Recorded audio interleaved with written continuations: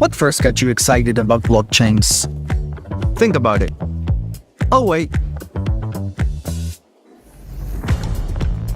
I bet it wasn't multi-million-dollar hacks, exposed data, or finding somewhere safe to store your seed phrase. Was it?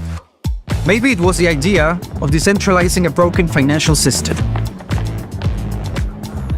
Maybe it was imagining a world where people own their own data and get to sharing the value it creates. Or maybe it was the promise of a fundamentally better way of connecting, communicating, and transacting. The next phase of the internet that empowers us instead of exploiting us. So why hasn't that happened yet? Why are we still living with the same broken system that blockchains promise to fix? It's because blockchains can't keep a secret. Enabling open, transparent systems was only the first half of the challenge. For blockchains to really change the world, they also have to be able to protect our sensitive data when it matters. And that's why we built Midnight, to bring down the final barrier to mass adoption and unlock the full potential of the decentralized web. Let's build the internet we deserve, together.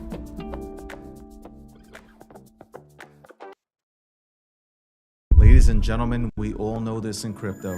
Ownership matters. That's why Cake Wallet. Cake Wallet gives you full control of your digital assets, all in one easy-to-use application. You can store Bitcoin, Litecoin, Zcash, Monero, and many more with just one secure backup. Swap between coins in seconds. No copying addresses, no complicated steps, and even includes Bitcoin Lightning for faster payments. And with Cake Wallet built in, you can use crypto in real life through debit cards or gift cards. Simple, secure, self-custody. Download Cake Wallet and take control of your crypto.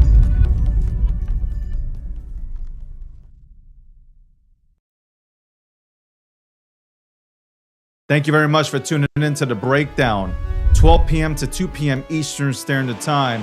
Tune in for crypto conversations, financial conversations, trending news, politics. We discuss it all with the most notable names in the world today. That's right. Again, 12 p.m. to 2 p.m. Eastern Standard Time. You should tune in to The Breakdown, one of the hottest shows on the market.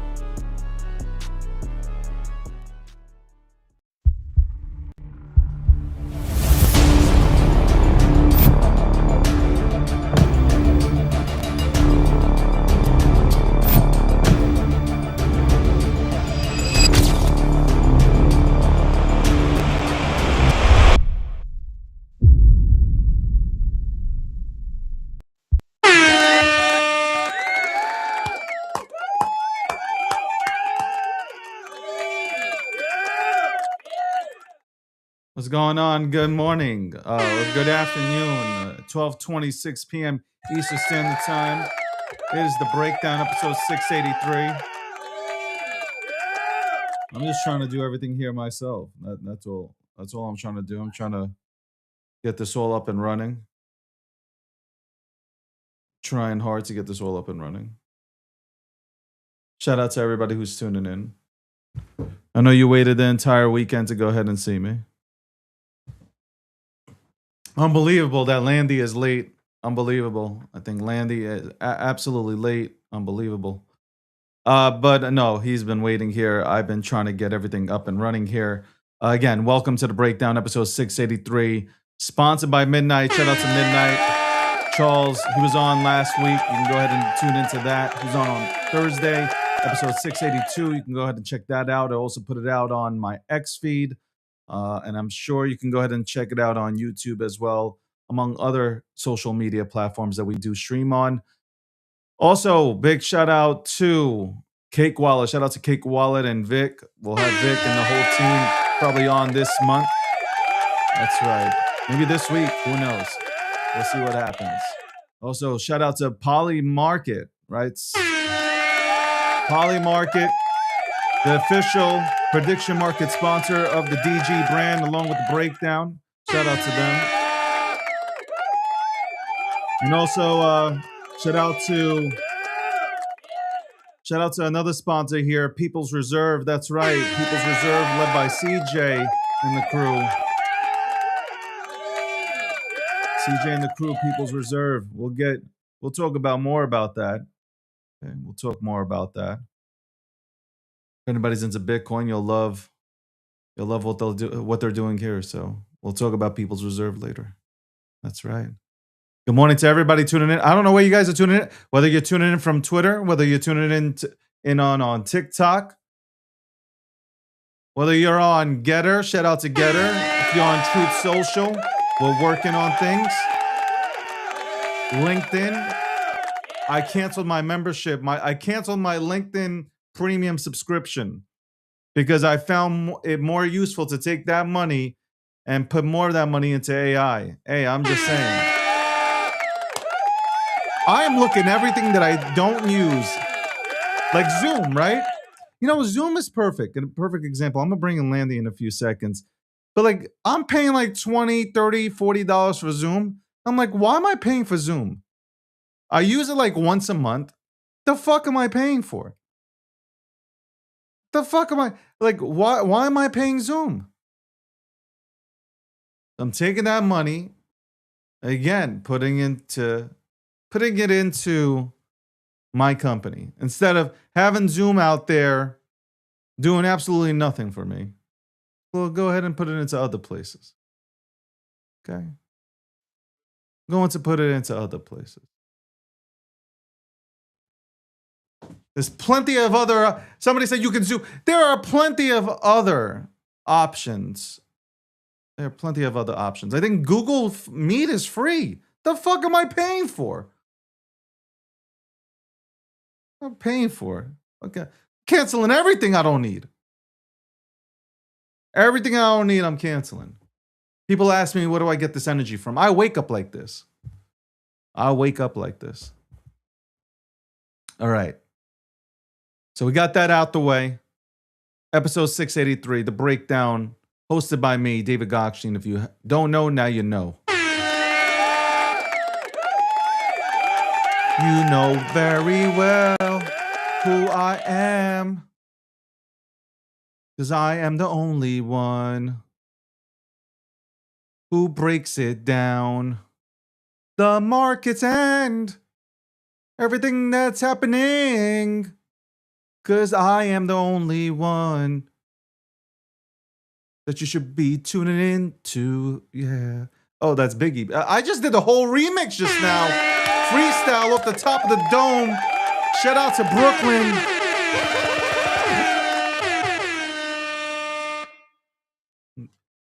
Mr. Incredible. All right. What the hell is my goddamn... I'm an idiot. Anyway, let's bring in one of my good friends here. He does arrive here at 12:15. It's me who's being absolutely obnoxious here. Let's go ahead and bring him in. Landy, good morning to you. Good morning. How are you, David? I'm good. I'm good. I am absolutely great. Awesome.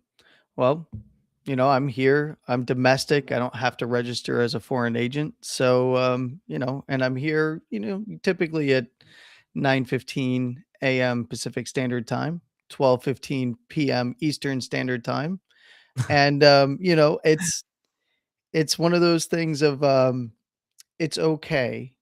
I like to be here a little bit early too, to see if I can catch you off guard. But I wasn't able to do it today. You want to catch me naked? Let's keep it a buck. Okay, no, you want to catch? Look, The I am first not. time you came on here and you saw me Hold on. dressing up for the show. Okay. I'm not the new Ayatollah, sir. Listen, I'm a straight man, but this happens. I'm not gay. I don't have anything against the gay people, or the new gay Ayatollah. Look, there is nothing wrong.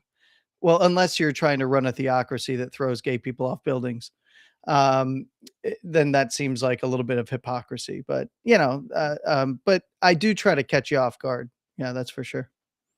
I think, like I said again, I think it's the time that you came on here first time, and I was dressing up. I unbeknownst to me, you come in, and you would think one would leave, but no, Landy chose to stay, and I'm just. Here's my real question. I had to shut down the camera. My real question is, why were you checking yourself out in the camera in the buff? Like, I don't. It Well, I doesn't. want to see if I Does look good. everybody do that? I have to look presentable. Well, I mean, this is just so the audience knows. David does not wear pants. The suit is from the waist I up wear only. pants. 100% I wear This is pants. false. This is I wear false. pants. 100%. As I said again, as I am dressing up, here comes Landy, and he's just looking. Now, listen, I grew up in New York City, so very diverse here. Okay, I mean, it used to be. it means nothing to me. Listen, I'm European. We Europeans walk around the beach naked. So I mean, It's true. That's true. Yeah. it is what it is. They let their ball sacks hang. Yeah. Yeah. They let them swing around. Yeah. Often you You know see who? them. By the just- way, I want to say before we get started, you know who I really feel bad for? Who's that? I feel bad for, you know, when you go on like YouTube Shorts or like TikTok Reels or Shorts, whatever they call them. You're scrolling through and you see that. I don't know if you've recently seen it, but there's like a skeleton now, and like they do these tests on the skeleton. I feel bad for the skeleton. They send them all over the place. They send them back to ancient Egypt, and like they've crucified him. Like you got to see this poor skeleton, bro. Like they really do him dirty, man. Like really bad. I got to show it one time. Anyway, yes, I woke up to the news that Trump was absolutely. By the way, I just like to make this known because I know people can take words out of context, especially mine, because people just fucking thrive on that.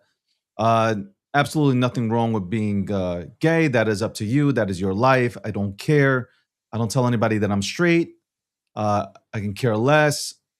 I don't care what you do in your bedroom. I don't care what you do with, in your personal lives. I don't care who you love. Don't care about none of that. Again, maybe that's because I've been, I'm raised in New York City. Okay, New York City, diversified. We don't care. So, okay, leading to that, woke up to the story of Trump. I guess Trump announced it, or I guess the New York Post or somebody reported about the Ayatollah being gay, and then Trump laughing at it. So like it was an intelligence report.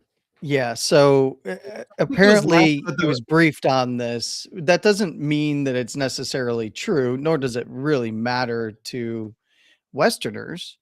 But the reason why it was reported that he's laughing at it and others would be laughing at this, and why even I find it amusing, is that it's illegal in this theocracy that has been created by the ruling party in Iran. So it is it's certainly interesting, and let's put it this way.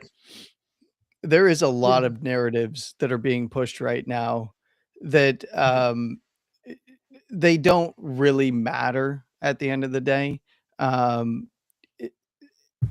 unless you want to have a good laugh. Because boy, oh boy, there's a lot of jokers out there on the internet. And realistically, there's a lot of narrative shaping through social media influencers happening right now that I've said this before. I said this last week, and of course there was some stuff that broke near it was actually the week before. There was some stuff that broke near the end of the week into the weekend. You might remember that I said that there's an awful lot of FARA violations going on. And for the audience, you can go ahead and look up FARA. It's a Foreign Agent Registration Act.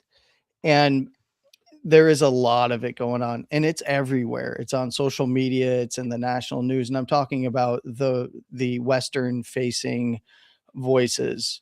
And there's a lot of interesting stuff. Verified, unverified, doesn't really matter. You can see it in motion, and it's really, really bizarre to watch. It's like you're seeing reality kind of split apart, and the facts just don't matter anymore. It's kind of wild to watch. Well, we know that Tucker Carlson seems to be worried. It looks like he's worried. his body language gives off. Uh, his body language. If you watch his last Yeah. tape, where he's talking about the CIA looking through his messages and the DOJ will be probably looking, into him and whatnot. You could tell by his body language that even though he's trying to put up a front, he is type of worried. So, Well, um, the administration came out and said that his claims, or somebody from the administration came out and at least indicated over the weekend that his claims were false. And likely, he did go to Iran not that long ago, right? And we know that he met with the president and was lobbying not to strike Iran. Um, and the interesting thing about it is, right, and if you sit there and you think about it, it's highly unlikely that he was targeted for any type of surveillance operation by the CIA. I think that's highly unlikely personally. But if you are dealing with any officials from the Iranian regime, well, they're very likely getting dragnetted by not just the United States intelligence, but Israeli intelligence and other intelligence agencies as well. So if you happen to pop up in that, and maybe he's nervous, pure speculation, but maybe he's nervous because what if he passed information after his meeting, right? That's not okay to do. he's taking money for Qatar, right? But some people say Yeah, he didn't. that's a lot of influencers on the left and the right, though. Yeah, Um, I get and it. a lot of politicians. I mean, you can throw MTG in there and Massey and a bunch of others. I think even Thune, or maybe not Thune. I don't know. I don't actually know, right? And we've seen some verified stuff from certain individuals that are from Qatar that have very specific funding patterns. Who knows if he's wrapped up in that? How do you verify that, right? I think only he would be able to verify that, or um, if something does come of this, that would be a shock. It's interesting because he changed a lot in the past year and a half. Really, He really has, interesting but he shift. he listen. He's always hated Trump. Yeah. Here's my biggest thing, Landy. Before we get to the markets, here's my biggest thing. You're seeing influencers now that have been all about MAGA, right? Hmm. They have switched up, but to me, it's not they switched up really. They're just coming out to. They're coming out the closet to who they always were. Like Nick Yeah. Fuentes was always a Democrat to me.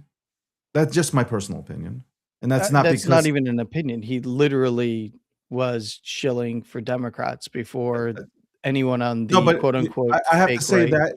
You know why I have to say that? Because people will say, "Oh, because he comments on Jews." I don't So does the honestly. left. Let me just let you guys know. I don't give a shit what you guys say about Jews or Israel. I can care less. But at the end of the day, I don't care what Nick Fuentes says. Like, the dude's obviously, to me, he's racist. But okay, like He is. you guys, Yeah. you can formulate your own opinions. Um, but you have that. But he's always been a Democrat. He's come out. I believe, like he milked Trump and the MAGA movement, and then when the time was right, vote for Democrats midterms, and then burn down everything and vote for a Democrat in 2028. I believe there are others like Tucker Carlson. Like he's always hated Trump. Do I think he's a Republican or more of a conservative? I do, but I also think that I think he's gotten paid off. Speculation, though. I think a lot of these people like look at how many people used to be for Trump, right?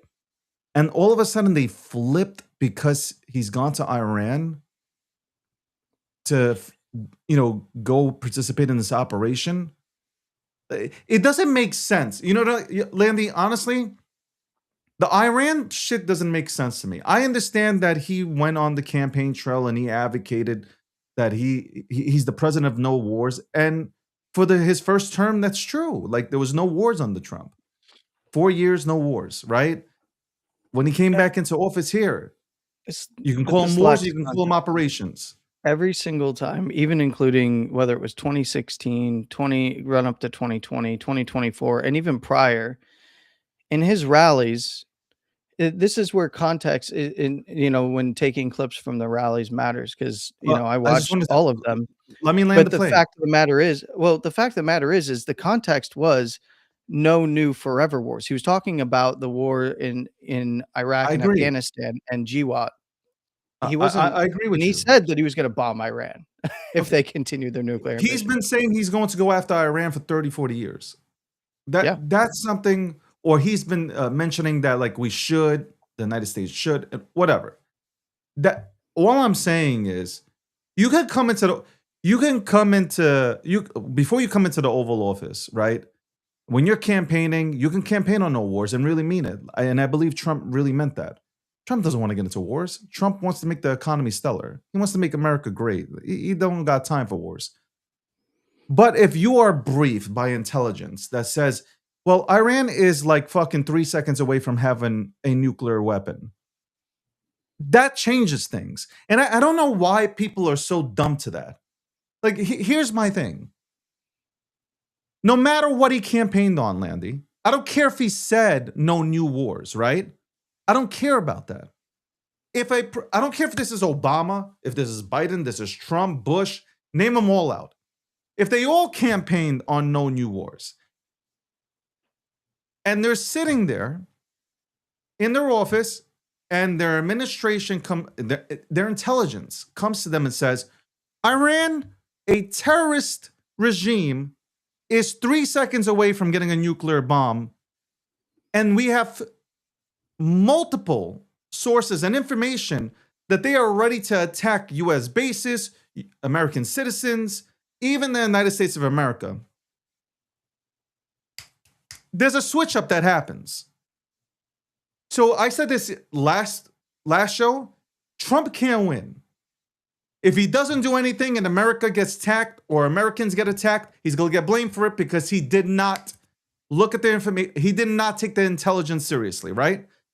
He takes the intelligence seriously. He does what he needs to do, which this particularly Iran is a ongoing fucking war for fucking 4 decades. Here he goes to end this war, not because of Israel, but because it is time to end the war. Intelligence that has been brought to him, not from Israel, okay? Not only from Israel, has stated these motherfuckers are close to obtaining a fucking nuclear bomb. Iran with a fucking nuclear bomb. Do you understand what that is?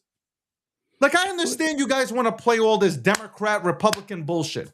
Do you understand what it is to have Iran holding a nuke? They're already sending missiles and shots at their fucking neighbors. Do you imagine what happens if they have nuclear capabilities and they feel like it is the end of their regime? So there's a when few people things can't fucking sit back like human beings and assess this situation and say, you know what? I don't like Trump, but I understand. I understand what's happening here. And yes, in the best interest of all parties and the American people and the world, yes, it might be a good thing to take out the Iranian regime, who, by the way, kills its own people. And in 3 weeks, in a 3-week span, killed over 40,000 of its own citizens. But we don't want to talk about that. Go ahead, Landy. I've said enough. This is the funny part. I like that there's this narrative that somehow we know. So anybody that's paid attention, I'll say it this way, anybody that's been paying attention to GWAT, which is the Global War on Terror, which started under Bush post Patriot Act.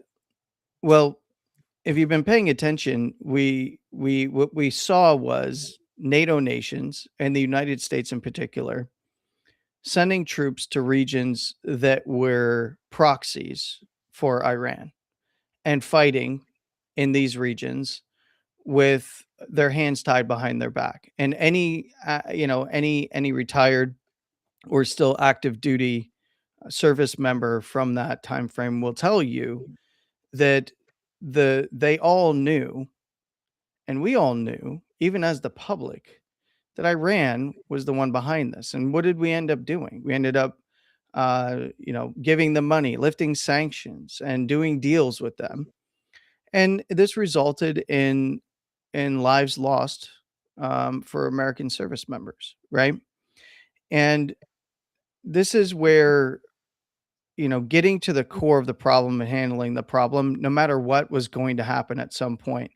And my favorite is like, well, the Midnight Hammer operation was obviously a failure because they didn't completely destroy the nuclear facilities.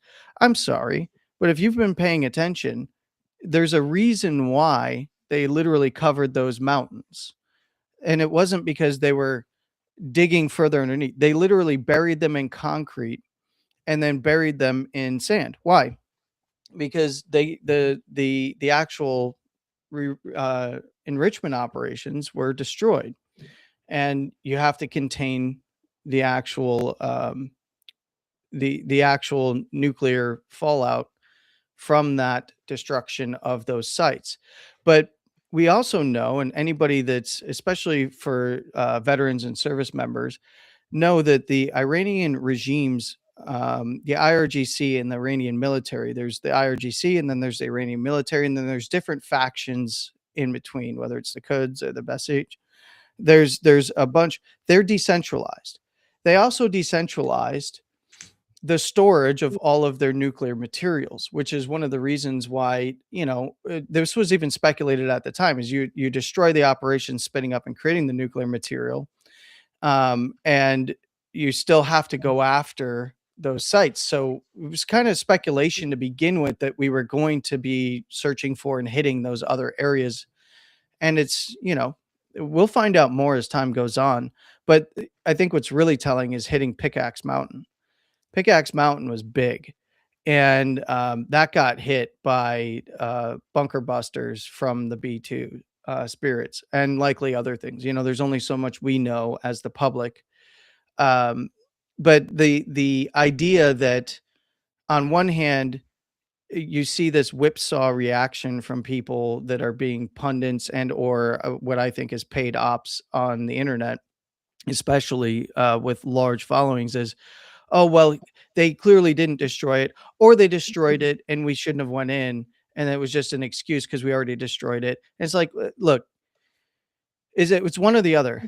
Either you're going to sit on the side of we didn't destroy it, or you're going to concede that there is somewhere else if we did destroy it, right? Because there's the truth is that they weren't going to stop enriching, right? We've seen the administration's gone to the table since mid last year with them and for negotiations. And, the Gulf nations were acting as proxies, but in particular the Saudis, for facilitating negotiations and trying to keep things from getting to this point. And at the pace in which they were building ballistic missiles and drones, that is the shield for, you get to a certain level of production for ballistic missiles and drones, and that acts as a very good deterrent from any strikes coming in, to destroy any further enrichment as well. And if their plans were to enrich and use any of the material that was stored elsewhere to continue operations towards building a nuclear weapon, well, then they had to be taken down now before they hit that escape velocity for production of these particular weapons.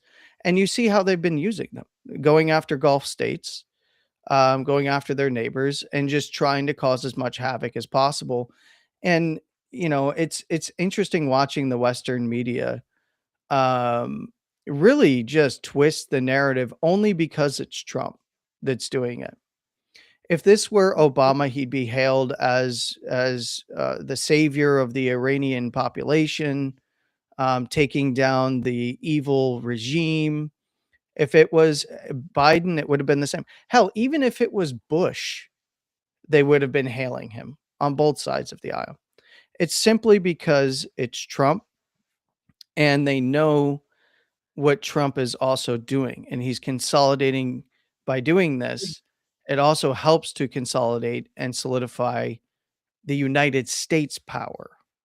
And, you can see from Venezuela to Iran, you see that Cuba's probably next. They're already in negotiations because they don't want to get snatched in the middle of the night like Maduro. You see the way that the insurance operations went down from the beginning of the conflict. Um, and you see now, the at first the reluctance from Western nations to even host the United States at the United States bases that, by the way, the United States built in some of these countries. Those countries didn't build them and just share them with the United States. We actually spent taxpayer dollars to build them as the primary funder of NATO. And it's interesting because I also see a lot of people who are all about Ukraine winning the war against Russia completely have this brain fart or disconnect, a purposeful blind eye to the fact that Russia was getting energy from Venezuela and from Iran to sustain themselves in the war against Ukraine. Taking out Iran does hurt Russia, and it does hurt China, for that matter, who has ambitions through their Belt and Road Initiative to go after Taiwan. And if you would think if these nations were actually so powerful, they would be in there in Iran and helping. China would have moved on Taiwan and taken the opportunity. Of course, we're more than just Central Command, by the way. The US military forces Central Command has 50,000 troops in the region, and that is not a lot. All right, that's a huge force. It's one of the biggest forces, but Central Command is one of many different commands. We have the Indo-Pacific Fleet as well. So, there's all kinds of military action that's even been going on in conjunction and facilitated by host nations and neighbor nations in South America while all of this is going on. People have this disconnect even with Venezuela of China, Russia, and Iran were there. What were they doing? They were getting oil, right? Unsanctioned oil. They were providing weapons and radar. They were also providing chemicals that were being used in the production of drugs that were trafficked in through the rest of South America that was helping the cartels. These things are all connected, and people silo this shit in their brains and think that things just aren't connected and Trump's a crazy person and we're running out of weapons. Oh my God, the IRGC is no, they're absolutely being flattened. You don't run a B2 and a B1 Spirit over the top of Iran if you don't have air supremacy. All right. You're not just going through and bombing their actual production factories, this is the phase that we're in, is bombing their actual production factories for ballistic missiles. They also hit the mountains where they had shown off that they had these missiles stored. By the way, those were all stored in like tunnels right next to each other. So good job. That's a really bad way to store your ballistic missiles and drones. But all you got to do is block their access to it and continue pounding it anytime they go near it. You don't even need to flatten it through the mountain, which I'm sure that they've been working on getting bunker busters in there anyway. And the fact of the matter is people act like this is the other thing is people act like our military and our intelligence apparatus doesn't know what they're doing. Are you kidding me? I love that. That is the dumbest. And this is where you get the Douglas McGregors of the world and the Ritters of the world. Those are people you should never listen to. Remember, McGregor said that Russia would take over Ukraine in the matter of 4 weeks in that special operation, right? Ritter, you go look him up. I don't even need to say anything about Ritter, but also look at who's paying them and look at who they work for. Right? These are clearly, there's a lot of, those are two of the ones that just come to mind. There's a way more. There's a lot of people in the media domestically and who come on and are hosted by the media domestically. And then there's a lot of influencers here in the West that do not have the interests of the West in mind. They have the interests of where's my next paycheck coming from in mind. We have too many Americans that hate America here. And that's why I wrote what I wrote. Not even Americans. I want to make note that I wrote this, okay, and I wanna read this, Landy. Sure. And I agree with you on everything that you said. Um, I might know a this thing is or two about this stuff, by the way. I wrote this and I believe I tweeted this out. If someone hates America, why keep them here? I'd rather give their spot to immigrants who are waiting in line for a chance at a better future. Those are the people who tend to be grateful and productive. We have a lot of people here I've seen after, honestly, I'm very disappointed, Landy. I got to before I know you guys are, and a lot of you guys are waiting to get into the markets, and we will, I promise. I'm very disappointed about, I'm very disappointed with what I'm seeing. I'm not even going to mention the Oscars yesterday because I've seen clips. And it's like, shut the fuck up. That is my message to actors. Shut up and act. Okay? Do me a favor. Like Ricky, what was his name? Ricky Jarvis? Ricky Gervais.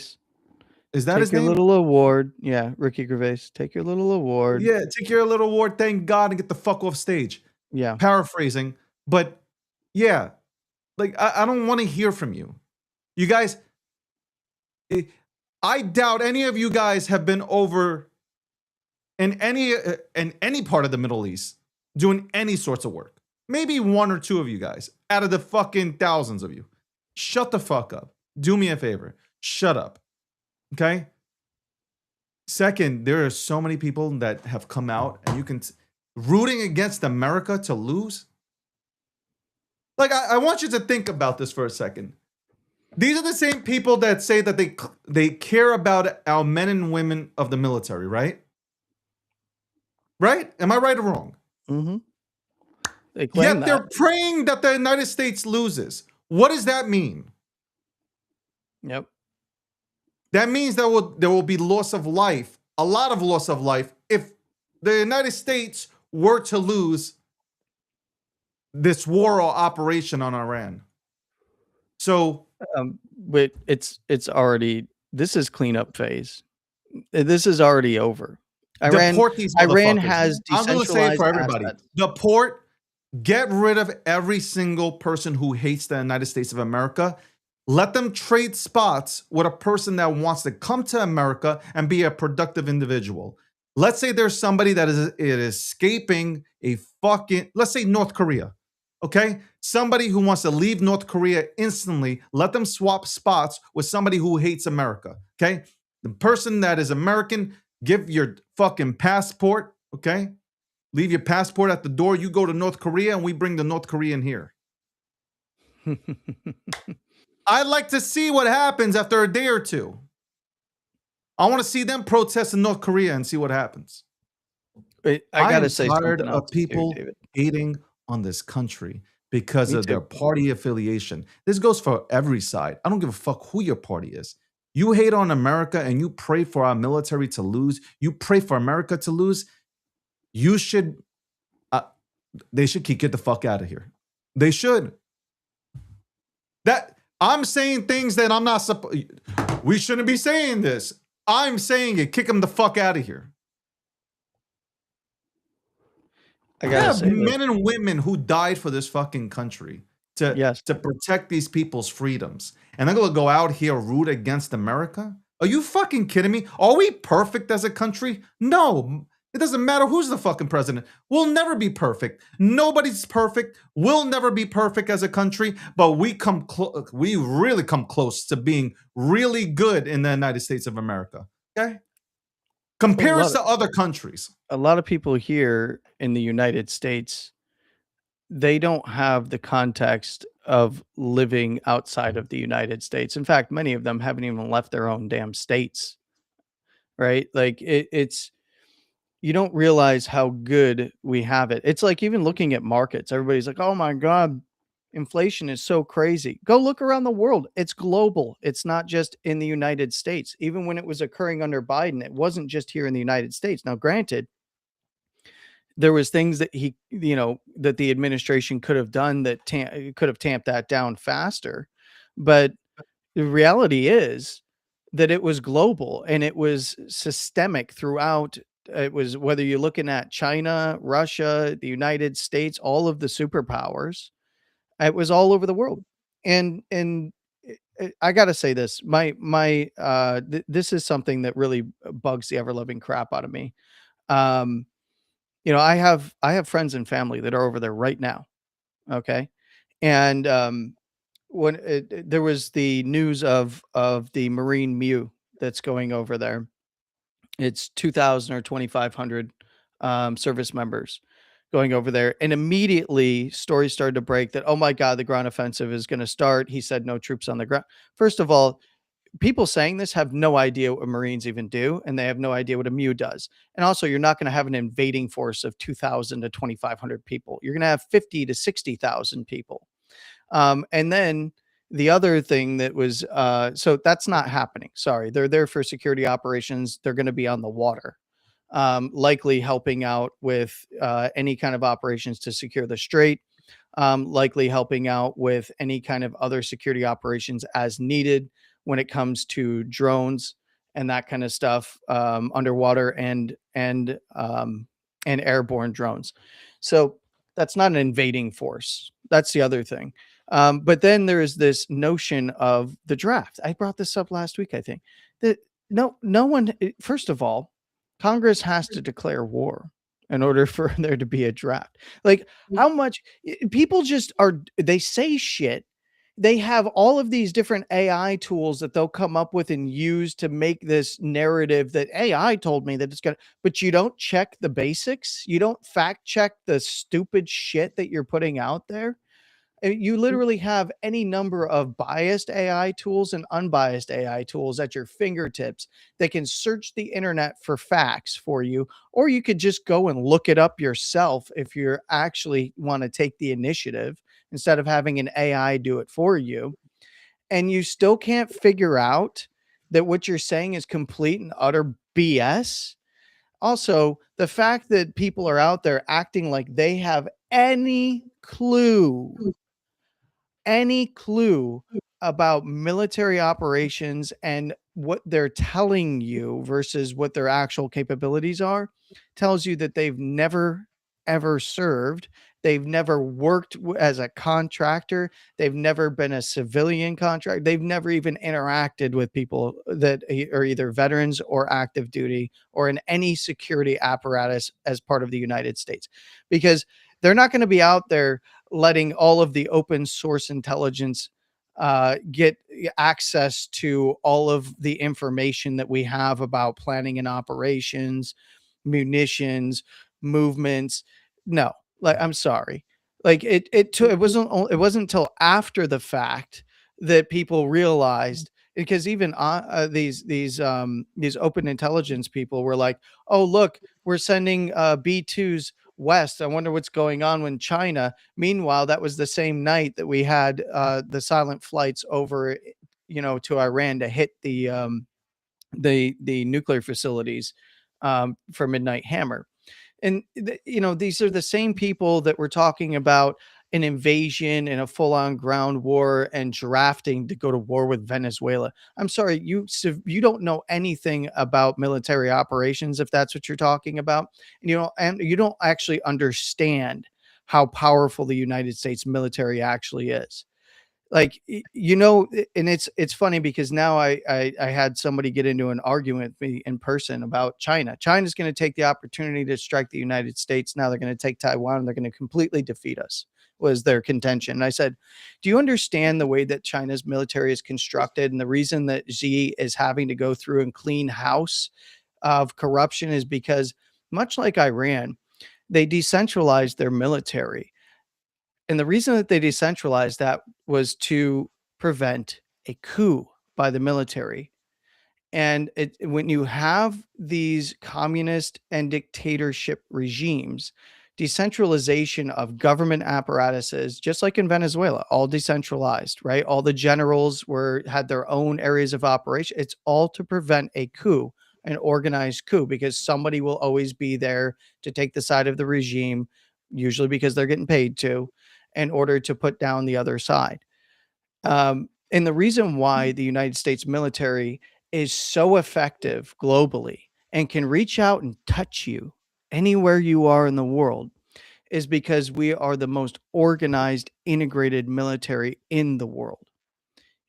And that is a fact. I'm just going to end it there. There's a lot of people that have no clue of what they speak, and then they cite these think tank groups, which are just propagandists who are out there working on behalf of other nations to try and paint a political picture in order to drive specific narratives. And then they get to cite. It's like self-sourced bullshit that we used to get on just about anything in the medical field. You had for a long time self-sourced and research stuff, right? They're just citing this, that cites this, that cites right back to the original person. We found that out through the medical system a long time ago, well before the COVID stuff. So, Yeah. you know, it's the same with all of these think tanks and all this other crap. And what you have to do is you have to hunt for the truth if you are actually do want to have good discussions about this stuff that matter, right? Because a lot of what what we're seeing on social media and a lot of what we're seeing even in the media doesn't matter because it's not reflective of actual reality. I rest my case. Welcome to the breakdown. Ladies and gentlemen, welcome to the breakdown. Episode 683. Sponsored by Midnight.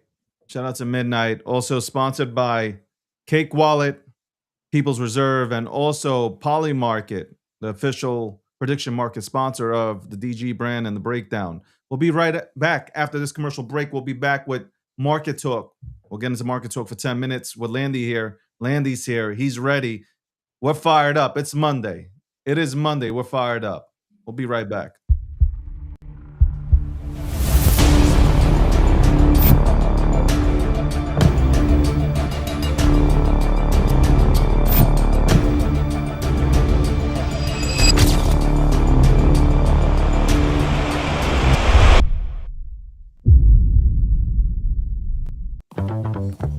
What first got you excited about blockchains? Think about it. Oh wait. I bet it wasn't multi-million-dollar hacks, exposed data, or finding somewhere safe to store your seed phrase.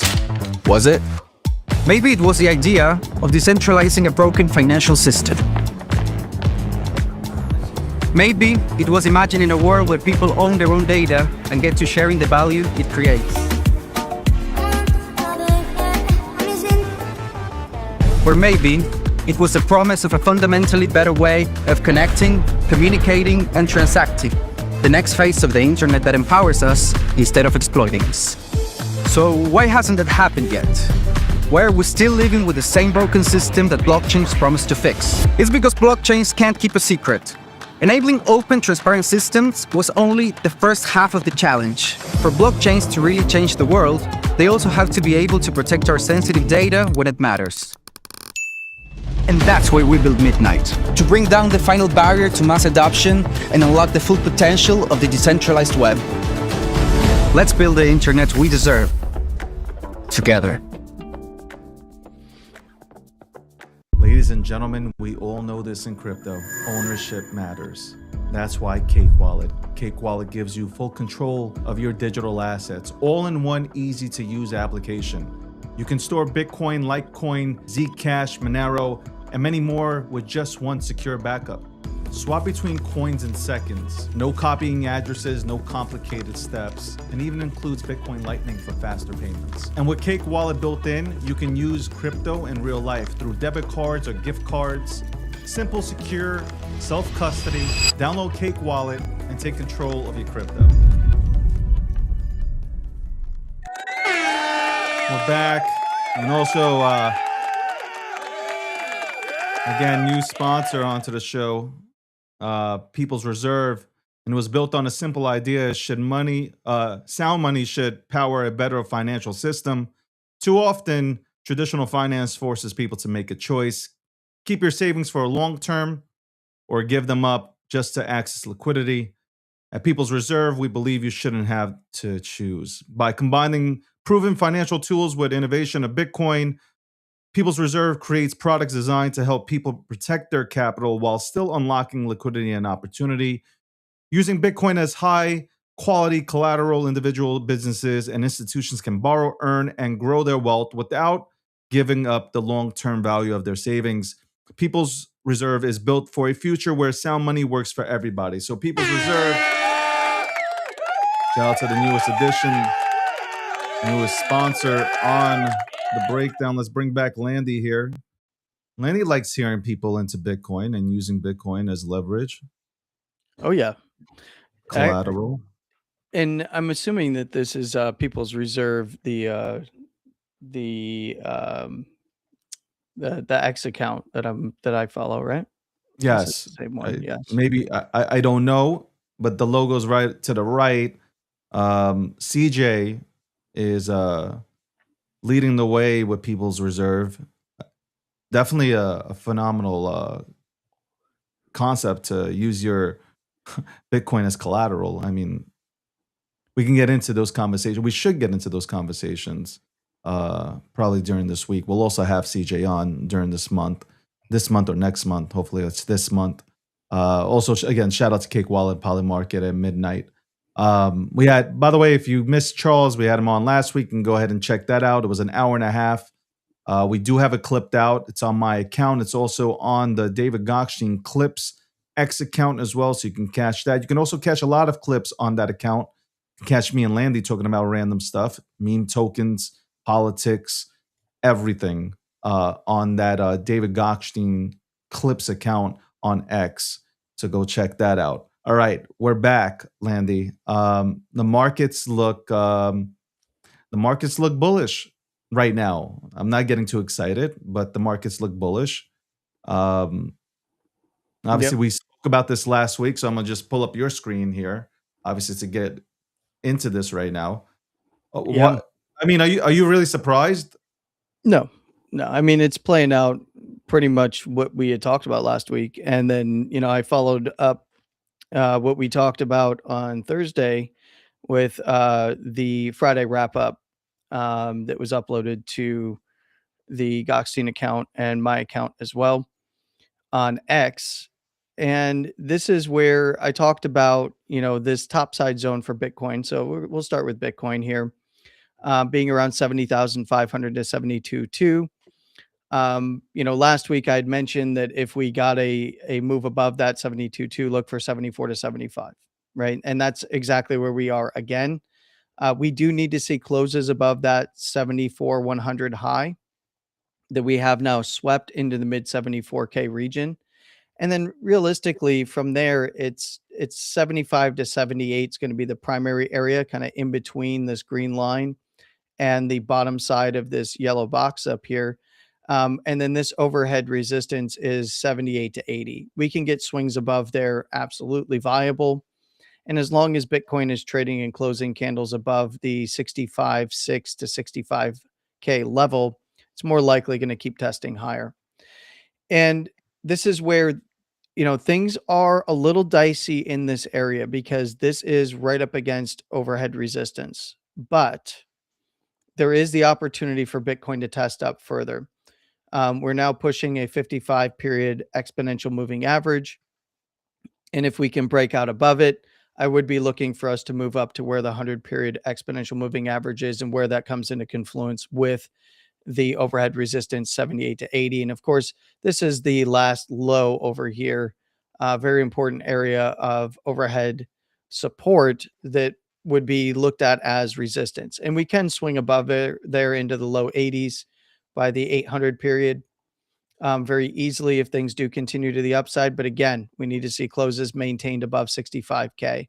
And that's where, anywhere above that 78 to 80, we can start looking for retests of the mid to low 80s, anywhere from, the 82.5 region to the 86K region, which was the last actual low that was set was right at $86,000 even, which is also a weekly area of interest off of this lower high over here on the weekly. And where that closed, that's viable now. There's even a 200 period exponential up there.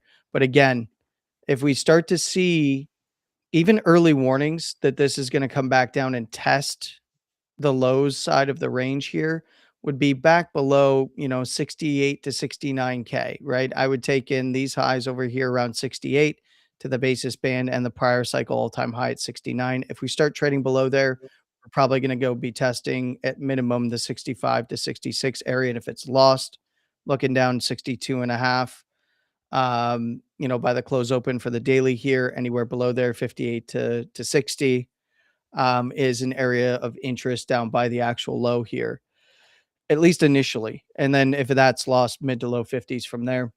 And realistically, what's everybody watching outside of crypto, right? In terms of Bitcoin? Well, everybody's watching oil. And oil did exactly what we had discussed last week. Said back above 95, look for 98 to 100. Above there, we could probably look like 105 to 110 area. We've got 95 broken back above for WTI. Now, granted, Brent is a little bit higher, but in this case, we saw that above 95, we went for 102. And this is where we got a big move up, and then we put in a higher low at 76, and then we go back and we are retesting the highs. If we don't pass the actual high on a closing basis, this is likely going to correct and look much like gold and silver have, where you get the big move up, you get the big move down, then things kind of go sideways and up before falling apart back to the downside. And I do suspect that's what we're going to see for oil here. Back below 90, you can look to 88 to 90 as an area of interest for oil. If that's lost, we're going to be testing down to the $80 region.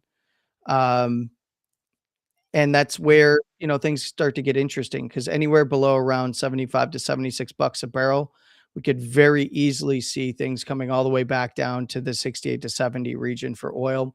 That would provide for a lot of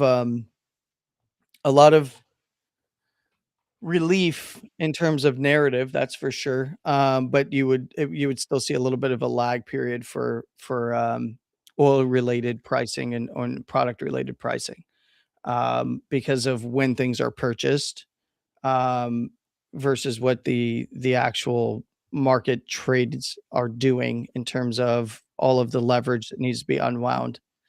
Because purchase price is going to vary region to region of the actual product of refined and unrefined products. So I would expect, even if it does retrace, you're going to see things still remain a little bit high on the energy side, but we've had a nice move down in natural gas. So at least that's going to provide for the bulk of energy prices, mean reverting back down in the United States. Um, the big thing here is watching traditional markets.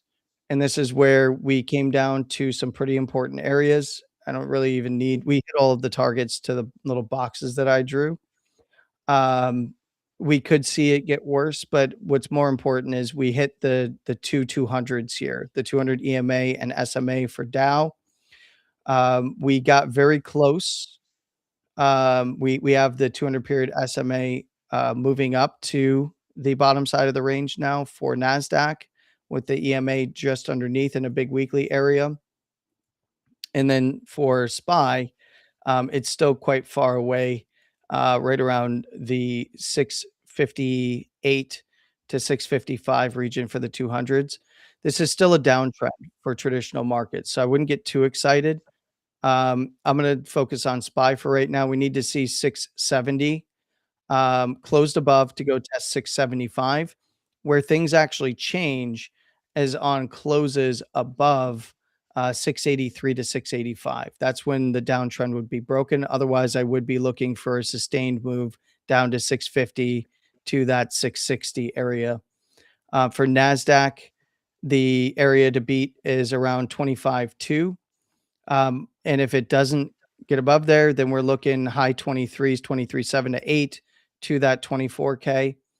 And for Dow, we need to see, we have a weekly just below at 46 to 45 and a half as a big weekly zone of interest below the 200s. I'd still be looking in that area unless we see a trend shift or a close back above 48 too.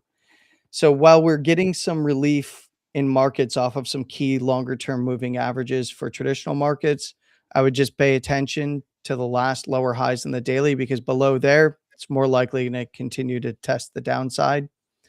I'd be watching oil very closely.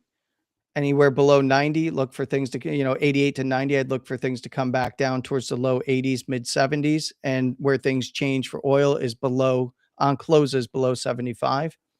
Otherwise, if it sits above 95, watch 105 to 110, and then back to the top side here between 115 and 130. I think that if it got up there again, that would be a violent rejection. And I think this is a do not pass, at least for now. We shall see if I'm right on that. And then the interplay between oil and Dixie. So you see that oil and Dixie in some key areas, right? Dixie reclaimed and closed above the 100.40. If it closes back below, and this looks like it does want to come back down, if it does continue down to the 99.50 region, I would look for this to come down to 99 even for Dixie. And if oil starts to come down, you're going to see Dixie come down. So that is really the interplay that I'd be watching, is oil coming down, Dixie coming down. If oil continues up, Dixie will gain strength, markets will continue down. So if Dixie gains strength, I do think that markets continue to the downside in their downtrend. But if we see oil, keel over and reject some of this area that it's getting to, I think Dixie will lose its strength, and we'll see some strength come back to markets, maybe in the form of a trend break for markets. As for Bitcoin, enjoy the top side here. Understand we need to see closes above 75 specifically. And we don't want to see just swings up to like 76. You want to see closes. And that's where we can start entertaining 78 to 80. And back below 68 to 69K, you want to watch for Bitcoin to the downside. That's pretty much all I got for you today on that. By the way, everybody, you're tuning into the breakdown, episode 683. Landy breaking down the markets here. 12:15 p.m. Eastern Standard Time, and I know that we've been late. I've been late. Let me not just say Landy, but I've been late twice already. Getting the show up due to technical difficulties with styling my hair. But you can tune in at 12:15 p.m. Eastern Standard Time. You're going to have to bring back that chart real quick because I wanted to ask you a couple of questions. Sure. So I was kind of like looking over charts. I saw a chart that it was going moving in the same direction. Let me go ahead and apply that. Why haven't I made you? Give me a second. Okay, so there we go. Let's get back to this chart, right? So I've seen a chart that is going up, and obviously Bitcoin's going up. Everybody's happy. It's green. When it's red, everybody's depressed. Green, everybody's so happy. We're so back, and all this stuff, right? Mm-hmm. Seen a chart though, it goes a little bit up, a little bit more up, and then it just goes down. And it happened last cycle. I wish I can bring up the chart, but it goes down right into that other line that you have in the 50s. And then it goes and swings, starts moving up and, goes towards, breaking all-time highs and stuff like that. You see that kind of thing happening here? Was it Bitcoin? Bitcoin, yeah. Bitcoin. So 2022. It was 2022 when it had this. It kind of had the same movement right here, and then it swung down into the 50s area. Well, I'm going to say in terms of here, it swings down into the 50s, and then it shoots. See, there you go. It shoots. Shoots straight into all-time highs. So what you're seeing is this right here. You're seeing a lot of momentum indicators going, hey, we're getting this move right here. So this was 22, and this was very similar to what we're seeing. We have two of these now. And I mentioned this, when we get down into the oversold for momentum, it usually is going to take a little while. So we had the first big dip and the second big dip in the moves down, right? So we had this guy here. We got this guy here.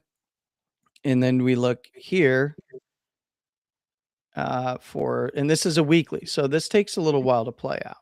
Yeah. And realistically, what we need to see is we need to see momentum divergences start to form. So we had the big first rundown and everybody saw the weekly momentum turn. They were like, okay, bear market's over 17, 3 is the low. And it came up and it rejected. So it looked bullish, came up and rejected, and then trended down until we got the next big actual the low in, and then we got the big momentum divergence. And we're seeing something very similar now. But this could still go for a bit longer because if you look here from the moment that we actually entered the bearish control zone on the move down here, and this is where I'm going to take this big move down that everybody was like, this is the low. Yeah. And I'm going to show you the time frame. So we had in terms of weeks until we actually set that low at 15,500, right? It was 161 days. So from this low, when everybody was saying, okay, it's confirmed that that's the low over here by the red line, everybody's going, well, we got into the bearish control zone. We're coming out now on the other side of this. This is the low. And then the confirmation is this green candle right here. Well, in reality, it just went up and tested resistance. In fact, it perfectly tested this swing low at 25K or 25 and a half or so. And then it came back down to the lows, and then it broke low, swung those lows, and then came right back in. And then this was the actual next move down. That was the low at 15 and a half down here. And then we started to move back out the other side, but that took about 161 days to actually find that low. And what you're going to see a lot of here is the low for the first move down into the bearish control zone of momentum or the oversold zone. And this is the second move. And if we measure the time frame between those two, this has only been about 77 days. I would argue that we need more time down here because we need to create momentum divergences off of this low. And I'm going to mark this in a different color here. So give me a second. This was that spike low, close low. And we'll put this in white so it's distinct. And then we'll say that this one is the same for the red here because of the closing low.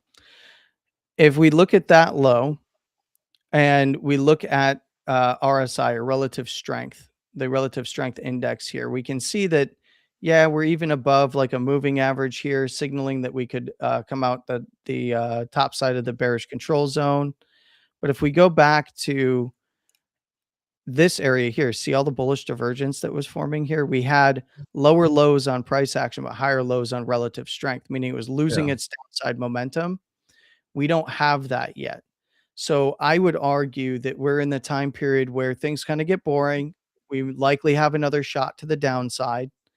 And then we could see something very simple like this. We could see a quick shot down, like maybe it heads up and gets everybody nice and bullish and it heads up to like 80,000. This is just me speculating. So it goes up here and then we end up down here later in the year. And then we come out the other side towards the end of the summer into fall timeframe, something like that, where we actually, and it could end up and let's just measure me mocking this up right now. Let's just see if my timing is about right. Oh, look at that.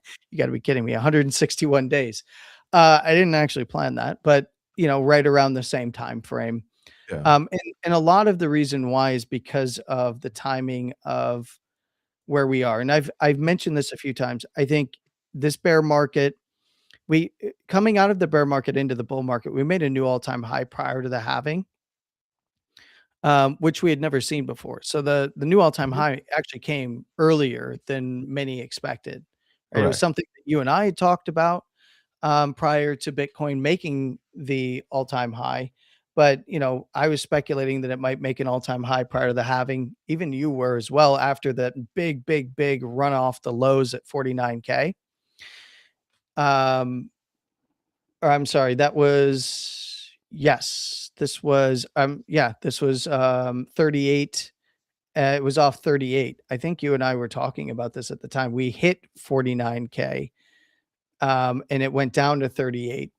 and it was still a few weeks, and it started to work its way towards the 50s, and I mentioned, I was like, "This looks like it wants to make a new all-time high prior to the halving." It's breaking out towards some key levels. Looks like it wants to go make, go for the 60 to $70,000 region. We got 73,835, and that was early.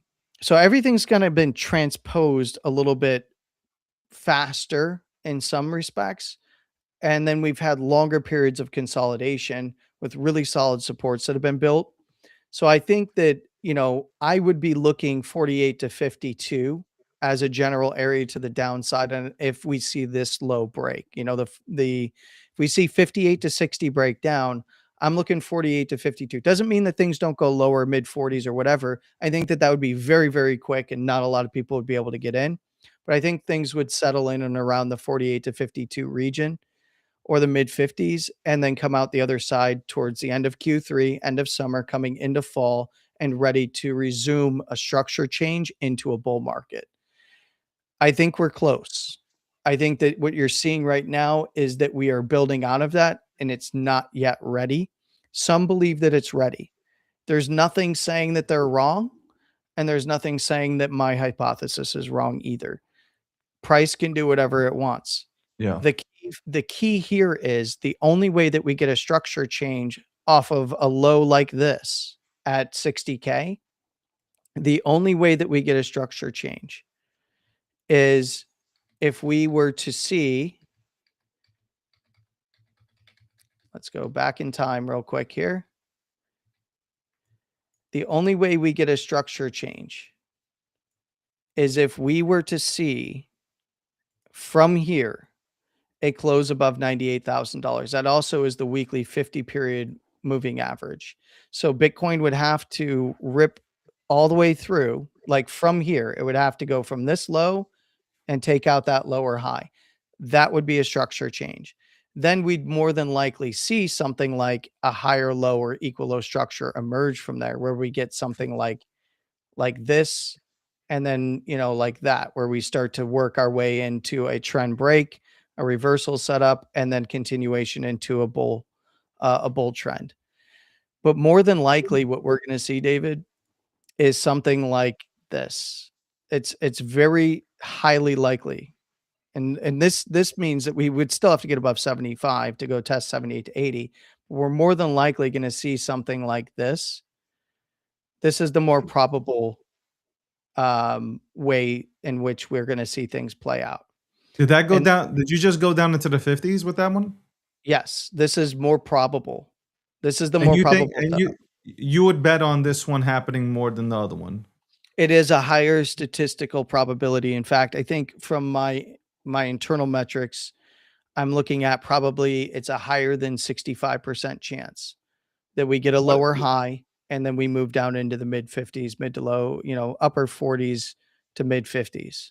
I That is won't a higher question than you. 65% I chance. won't question you because obviously, and I don't say it sarcastically, but I do think that you're absolutely phenomenal at charting. But um, you don't think that this might be the bounce that people were looking for?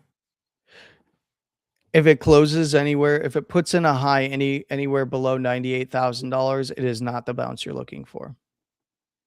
And if it does close above $98,000, for instance, like if it did close above $98,000, you've got plenty of time to buy the higher low that comes from there, because that would be a trend break. Yeah. That would be a downtrend break.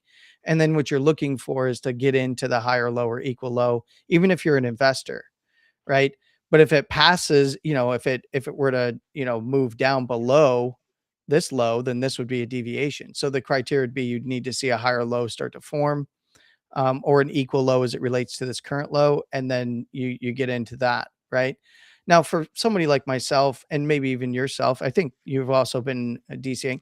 I bought this level down here, just because I'm going to buy lower if it goes lower, right? So Yeah. I don't want to miss the opportunity to buy, 60 to 65 again. So I bought a bunch of Bitcoin at 60 to 65, and if it goes lower, I'm going to buy even more, right? Because I'm layering in with bigger and bigger lot sizes for my bids if it goes lower.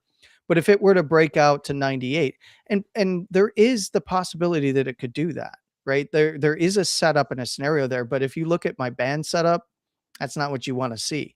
What you would want to see is a higher high that rejects at 9 and breaks 98, goes for like the low $100,000 region, and then comes back down and goes back into a compression because this is an expansion.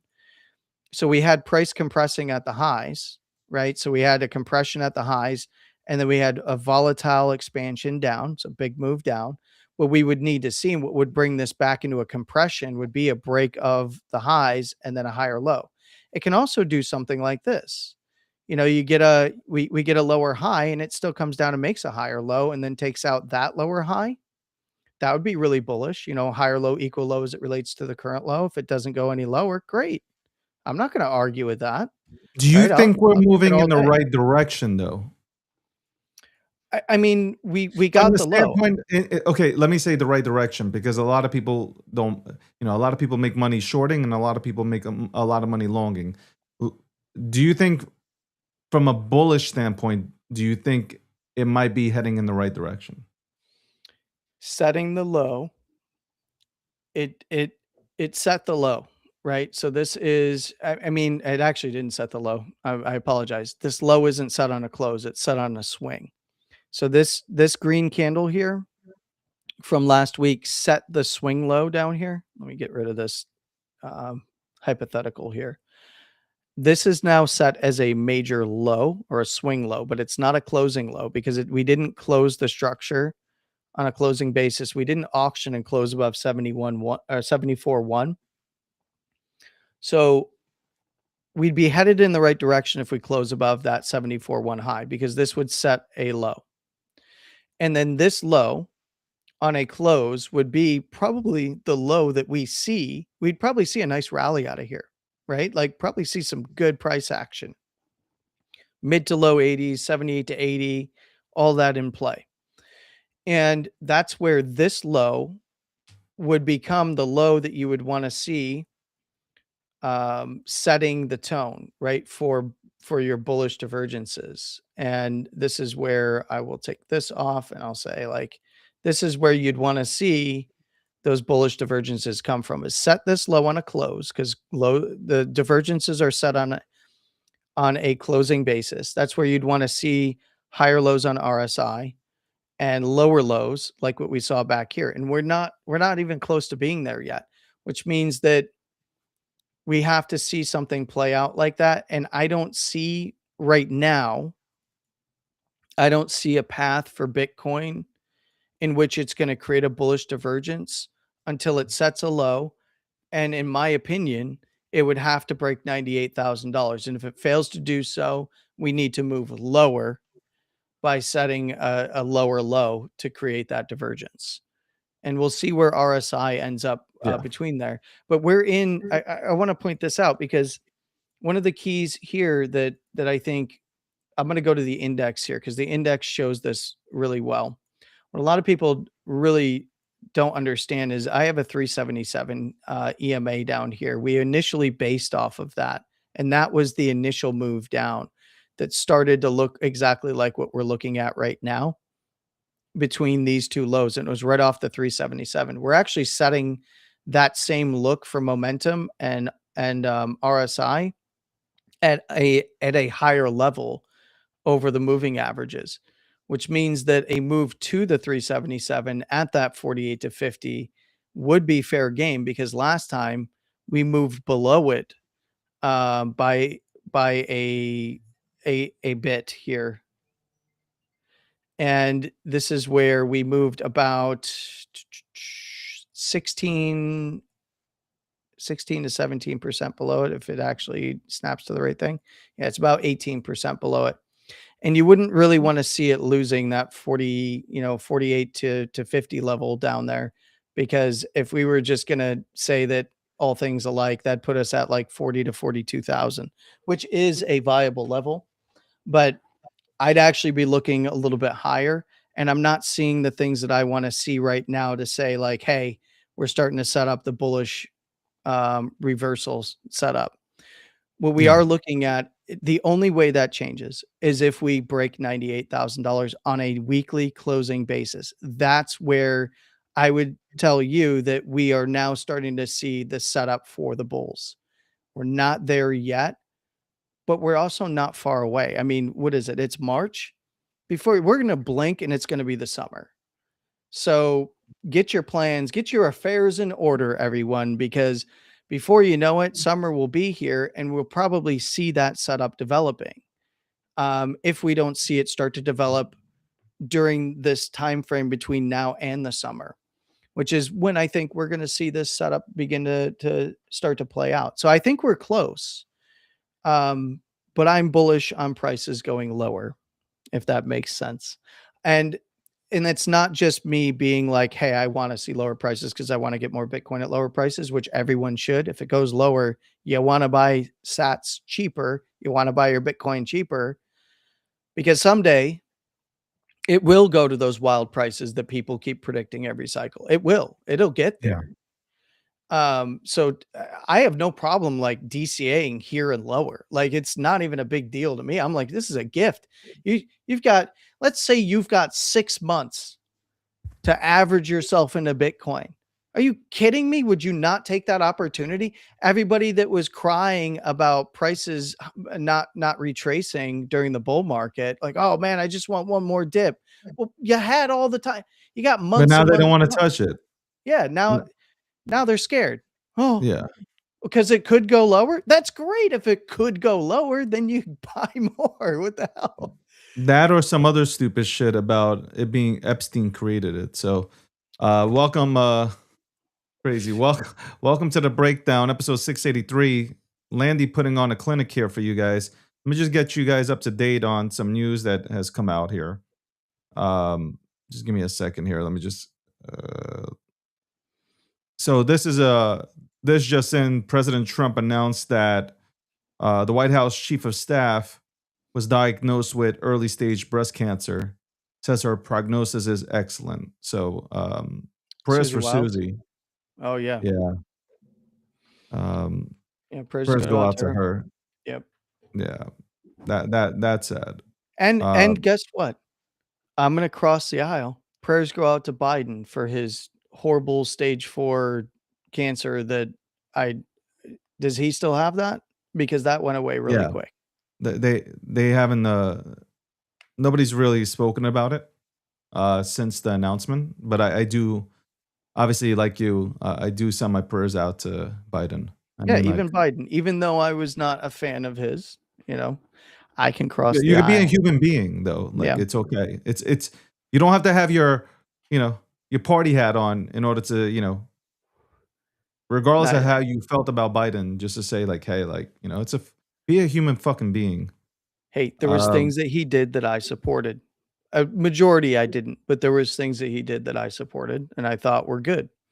It was just outweighed by the things that I didn't like. That's all. Right. And that's going to happen with every president. There's things that Trump does that I'm not, policies that I'm not a fan of, but the overwhelming majority I am all for. Quick hits from the newsroom. Bank of America settles lawsuit alleging it benefited from Epstein ties. So Wait, say that again? Bank of America settles a lawsuit alleging it benefited from Epstein ties. I'll have to dig into the relationships with particulars. Epstein, they settled a lawsuit there. Interesting.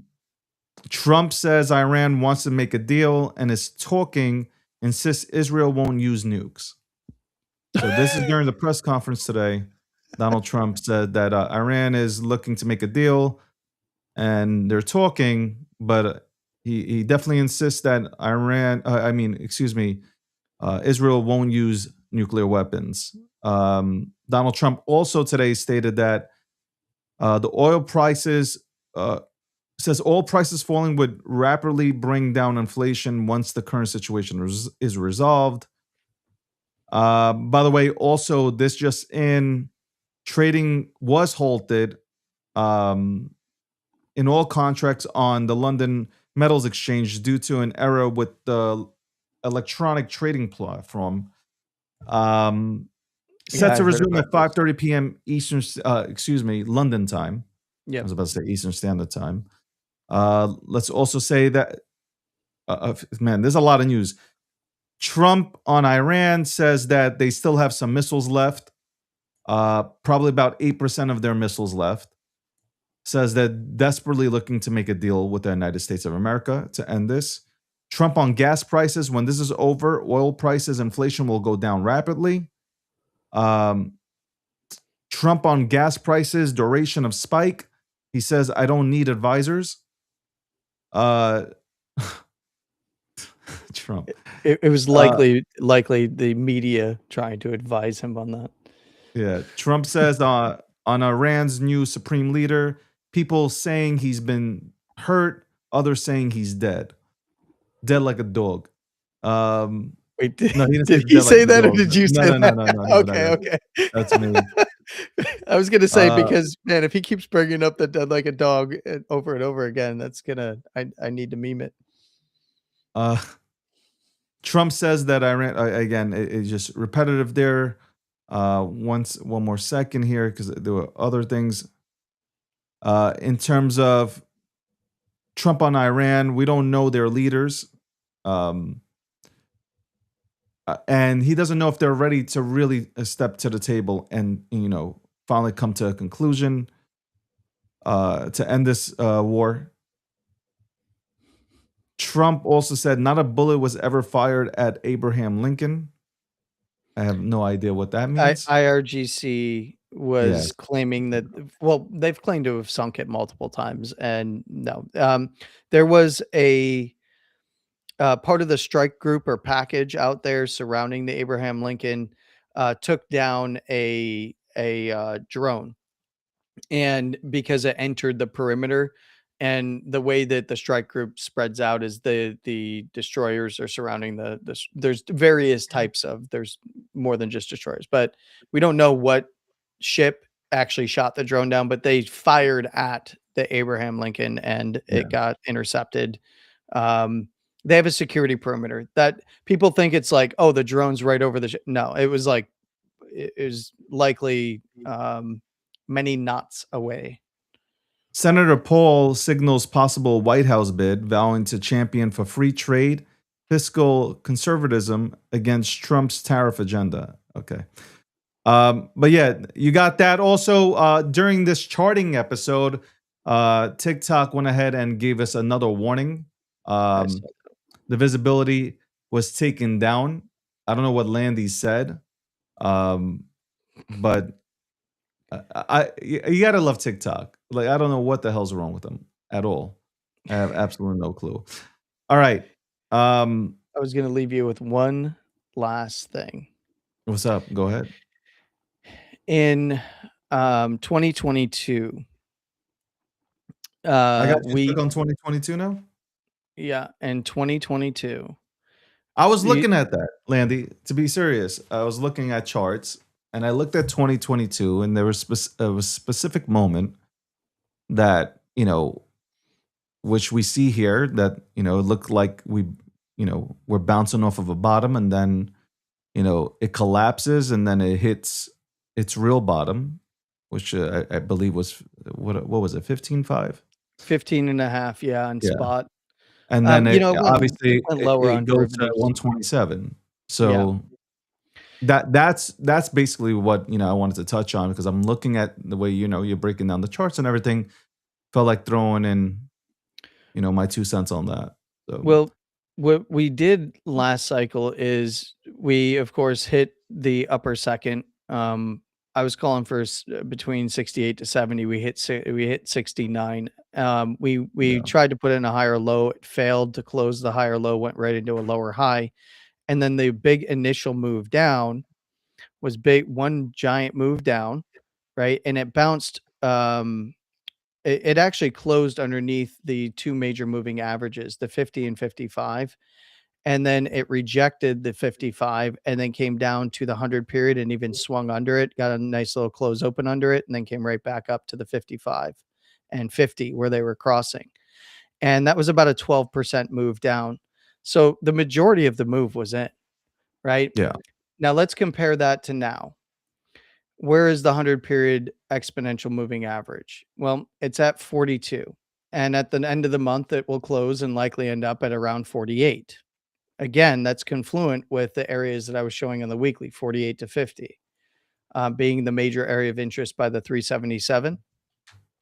If we close this month green, this will be at that 48 to 50, meaning that this would be a viable target to the downside should the lows break. And of course, we have to see the lows break. I would say below 58 to 60. Why would I say 58 to 60? Well, because that's right where the lower second and 50 period simple moving average are working their way up to. Currently, right about $58,000, lower seconds at 56, so mid 50s. Meaning that if we were to break down below 60, we'd get below the 55 period and head right towards that lower second and 50 around that 58 to 60 mid 50 region.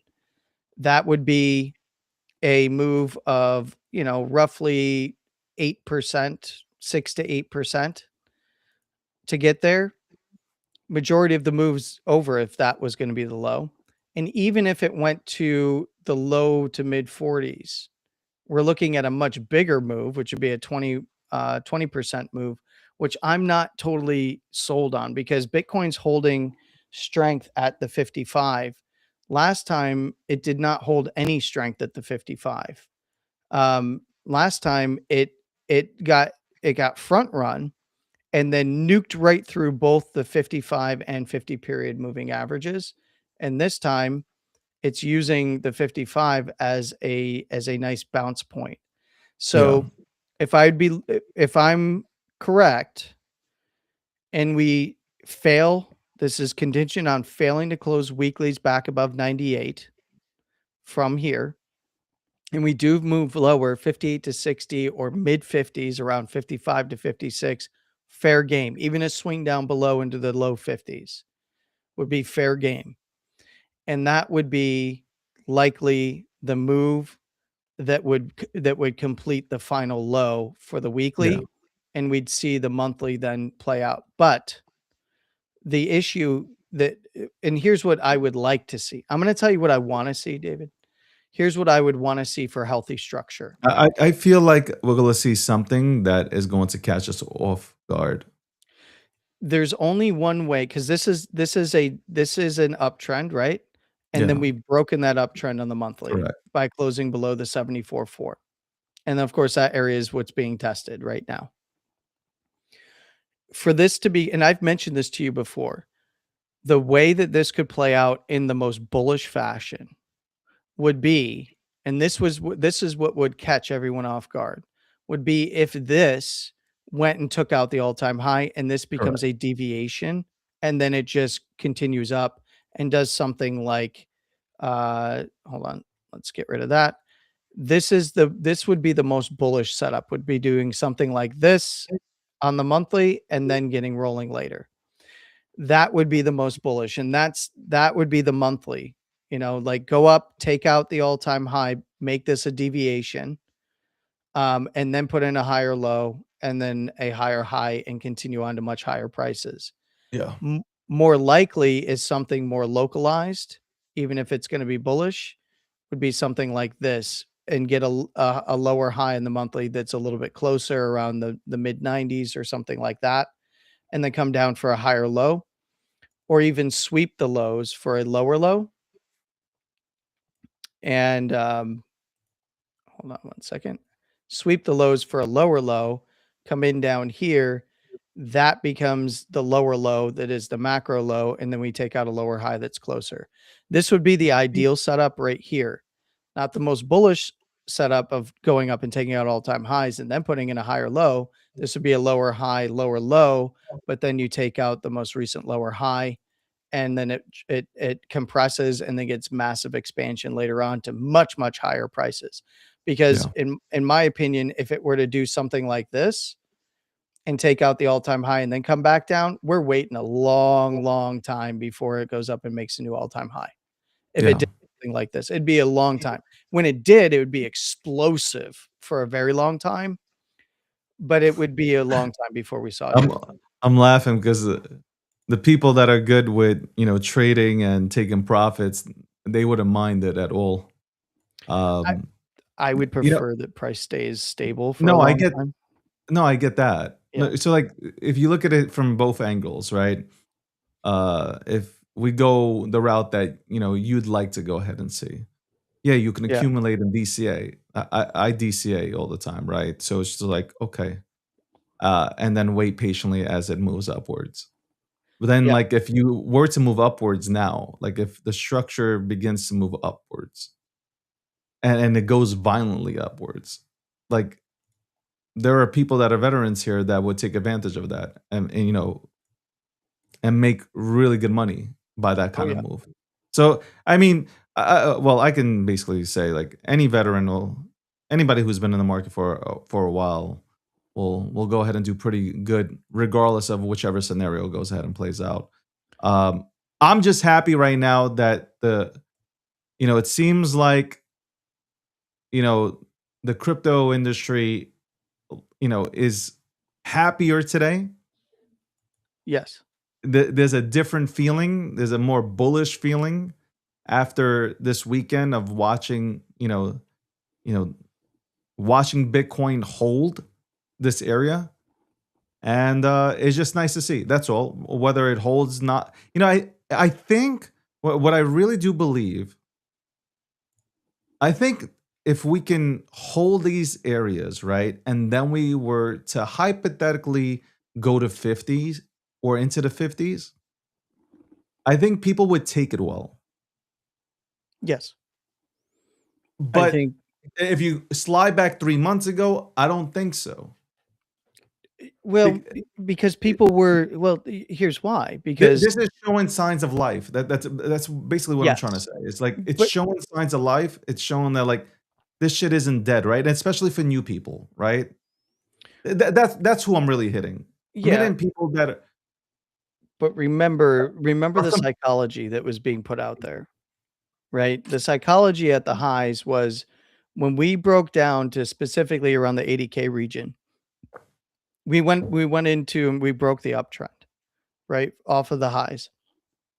The psychology was, back in November that this is the dip that everybody wanted because there's no 4-year cycle anymore.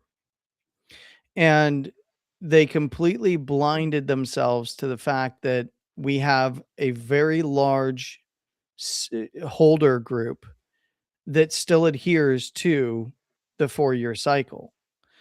And what we're seeing is the distribution of those tokens at the highs. my thing is, here's my thing. When you have all these institutions that are coming out, and hedge funds, whatever, and they're all saying there's no 4-year cycle. You gonna Um, Are we're you going gonna to trust an $1 million. institution or a Bitcoiner? No, no. All I'm saying is when normal people are listening, like normal people who just came into the industry, right? Yeah. Because crypto's gone bullish in terms of mainstream media, right? Though Yes. they still can't report like respectfully. People might take this as arrogance, but like they can't report like I can sitting here doing a Mhm. show. They know nothing about crypto. They're given a script. Great. Doesn't matter. The script now is bullish on cryptocurrency, digital assets, right? And Bitcoin. And Yeah. that's what they've been pushing. They've been bringing on guests within the industry, TriFi, to talk about how bullish it is, how bullish Bitcoin is. Larry's always on from BlackRock. It's bullish, tokenize everything. Normal people listening to that, they're like, okay, these people are saying it, but yet we break and we continue to go down. And it's just, even the veterans are getting defeated because now, Landy, you might not be confused, but people were confused and still are confused But because you why? have. It doesn't make Why? sense to me that they're I'll tell confused. you why That's they're what's confused. confusing to me. I'll tell you why. Number one, I can 100% with confidence say that 95% of this goddamn place, or I can even say 99% of this goddamn place, when they look at a chart, they don't understand it. They don't understand True. what a MACD is, moving averages, none of that stuff. They don't understand. Even if you have AI tools now, they still don't get it. Okay. Even if AI is spitting it out for you, they still don't understand it. So Mhm. you understand this because you do this for a living. Yeah. I understand charting. Am I the best chartist? No, I understand it. I can see. I think I can see what's happening, and I can gauge it. Do I get everything right? No. Like, I'm not out here saying I get everything right. I don't have a 100% winning record fucking out here. Am I in the high 80s? I would say I'm in the high 80s, and I'll clap for myself. In terms of like figuring things out and getting plays right. Anyway, I'm not going to gloat because this one's going to say he's at 100. But there's a lot of people out here, Landy, that don't get it at all. So yeah, they're confused because they're listening to mainstream media. They're following the Tom Lees, Michael Saylor. Shout out to him. He bought like 9% of Bitcoin supply today. I'm just being facetious, but he bought a good amount. Okay. Yes. Biggest buy strategy ever, I think. Yeah. You have a lot of people that are buying and they're like, well, what the fuck is going on? Why is it not reflecting? They don't know that these are OTC buys. That's number one. They still don't know what OTC is. So a lot of these things, he's not going on spot, ladies and gentlemen. He's not going on Binance or Coinbase and buying spot. Okay, that's not what he's doing. It'd be OTC. funny if he did, though. It would. It would be funny. You know how many shorts he would wipe out? Oh my Crazy. God. So like you have people like, okay, so I don't understand. Michael Saylor, but think about this. Michael Saylor is buying and Tom Lee's buying Ethereum because Tom Lee bought more Ethereum over this weekend. They're all buying. What the fuck is happening? Like, why isn't the chart move? Why do we continue to go down? And they don't understand these little things to where OTC buys. We've broken structure, right? Like they don't understand this. Yeah. They hear that trillions of dollars are waiting on the sidelines to come into crypto, into digital assets. They don't see it. They see precious metals moving. They've gone into meme tokens. Yeah. I'm giving you the real scenario here. Yeah. One of my my tweet right here. I go out and say this. I got destroyed. Well, most people agree with me. Some didn't. But I say this. This is what I said. I don't think I said anything wrong. Crypto now has 39 million tokens. I'm honestly blown away by that number. I was blown away by 39 million tokens. If anyone thinks this industry can thrive with that level of dilution, you're insane. And people started saying things that are so stupid to the reply. They're like, I got to read this to you. Alex Becker, respectfully, I got no beef with him, but he says, okay, now do the amount of tokens with X amount of use or daily volume. It still centers around a tiny sliver of coins. Your idea here is like stating that because there are tens of millions of songs released every year that we will no longer have hits. It's a goofy idea. My response is music doesn't run on liquidity. Crypto does. When a new token launches every second, capital consistently rotates instead of concentrating. That weakens holding incentives and spreads liquidity thin across the entire market. My thing is, it's turned holders into gamblers. Nobody's holding. Anybody who claims they have conviction, they don't have none. They're chasing the next one. We can't. Distraught, right? Distraught, the goddamn emoji. Every single Fortune 500 company, every single brand that you can think of was tweeting it from their fucking handles. Yeah. And it couldn't move past 5 million. Yeah. It's dilution. Dilution through launching. Yeah. Now, do you think that happens? You imagine distorted if it was in 2021, 22, you think it's not going to billions with the amount of press that it's getting? It at least hits $3-5 billion market cap. Well, that part of it's market conditions. Here's the other big thing. Hold on, here's another one before you go. Okay. I get some guy from Solana, the chief product officer, interim marketing lead, and AI champion, Solana Foundation. I got no beef with Solana. He says, the internet now, he copies my tweet, but reverts it to, the internet now has over 1.2 billion websites. I'm honestly blown away by that number. If anyone thinks the industry can thrive with that level of dilution, you are insane. So I replied back, The difference is the internet doesn't run on shared liquidity. Websites compete for attention. Crypto tokens compete for the same pool of capital. When millions of tokens exist and no one launches consistently, liquidity fragments and incentives shift from holders building to chasing the next trade. And here's the biggest problem most people ignore.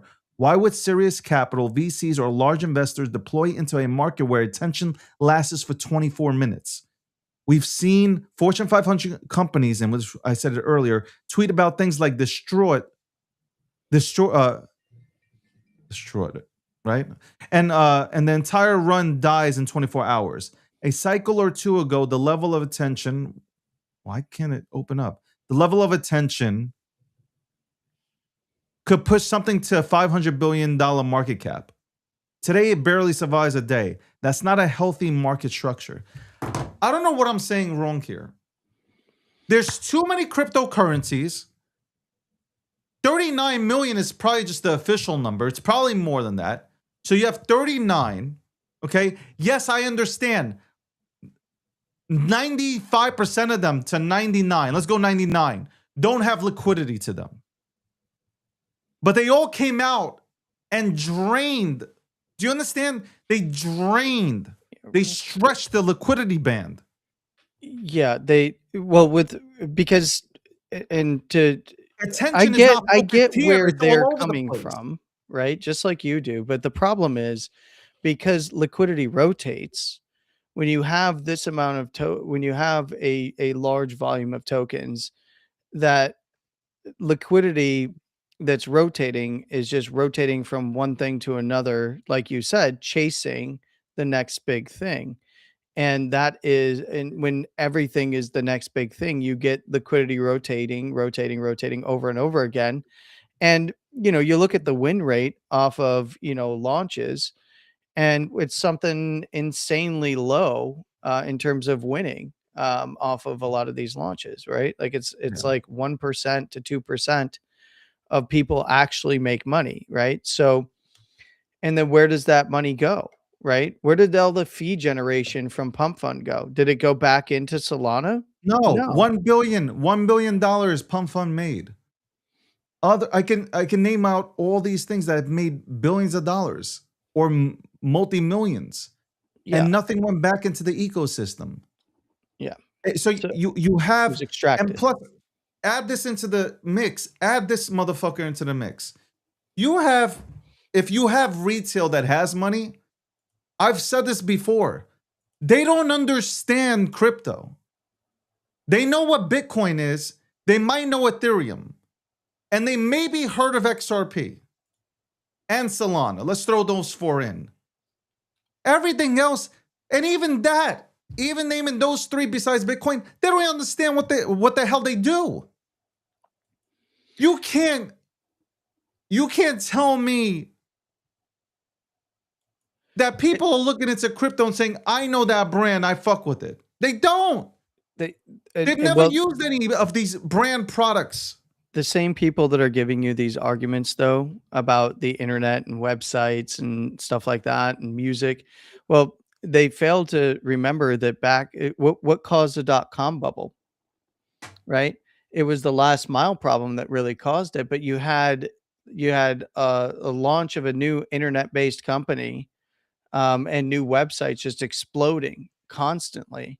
And you had the same thing. You had a new website every other minute. And it was only a few that aggregated and took up most of people's attention who could connect. But reality is that you had a flood and then only a few survived at the end, but people's attention were split because then you go and you ask somebody, where do they go? They don't know where to go. They just know a few to go to. But Landy, you're not talking. There was no liquidity. So even with the .com bubble, nobody's selling tokens aren't attached. Yeah, no, I know. You get what I'm saying to you? Like you're trying to bring customers in. Yep. Forget about the stock market shit. I'm talking about for retail. It's very confusing. Say it again. For regular retail, it's very confusing Yeah, after but like already I'm getting just saying, beat up cycle to cycle. forget about this. Forget about the stock market here. Yeah. When you have the .com bubble, you have all these websites coming out. You're creating websites so you can you're at least building something which provides a solution for the customer, correct? Yeah. I mean, a lot of it didn't. And a lot of it was It just didn't. silly stuff. Correct. This is different. Crypto. We're talking about. We're talking about two different subjects here. You can't compare. You know, this is why we are where we are. That's all I gotta say. This is why we I, are exactly where we are. I've said this before. I don't know. I don't think What I've said happened this was, though, I'll say live with real you. quick that technology advanced, and that's what caused this. Because 5 years ago, you wouldn't be able to launch. Maybe you could, but you wouldn't be able to launch a contract. Okay, the way you can launch a contract today. Yeah. And what I mean by that also is, maybe you could launch a contract 5 years ago, but now you got to go ahead and put in liquidity pools, correct? You got to go to Uniswap. You got to do all this stuff. Now you don't have to. Nobody. These 14, 16, 18, these young kids that are coming in here, they don't know what a fucking LP. They don't know any of this shit. They're just clicking a button. Yeah. That's only because technology has advanced to the point where you can do that now. Well, you also have to take into account that much like the .com bubble, crypto faces a last mile problem, and that is ease of use for the end user. Because Correct. even though we have really cool stuff that's being built like everywhere, it's everywhere. You go everywhere in any ecosystem. I don't care if people don't like the ecosystems or the coins or the networks. You go anywhere and there's like really cool stuff being built. Like and there's a lot of problems being solved.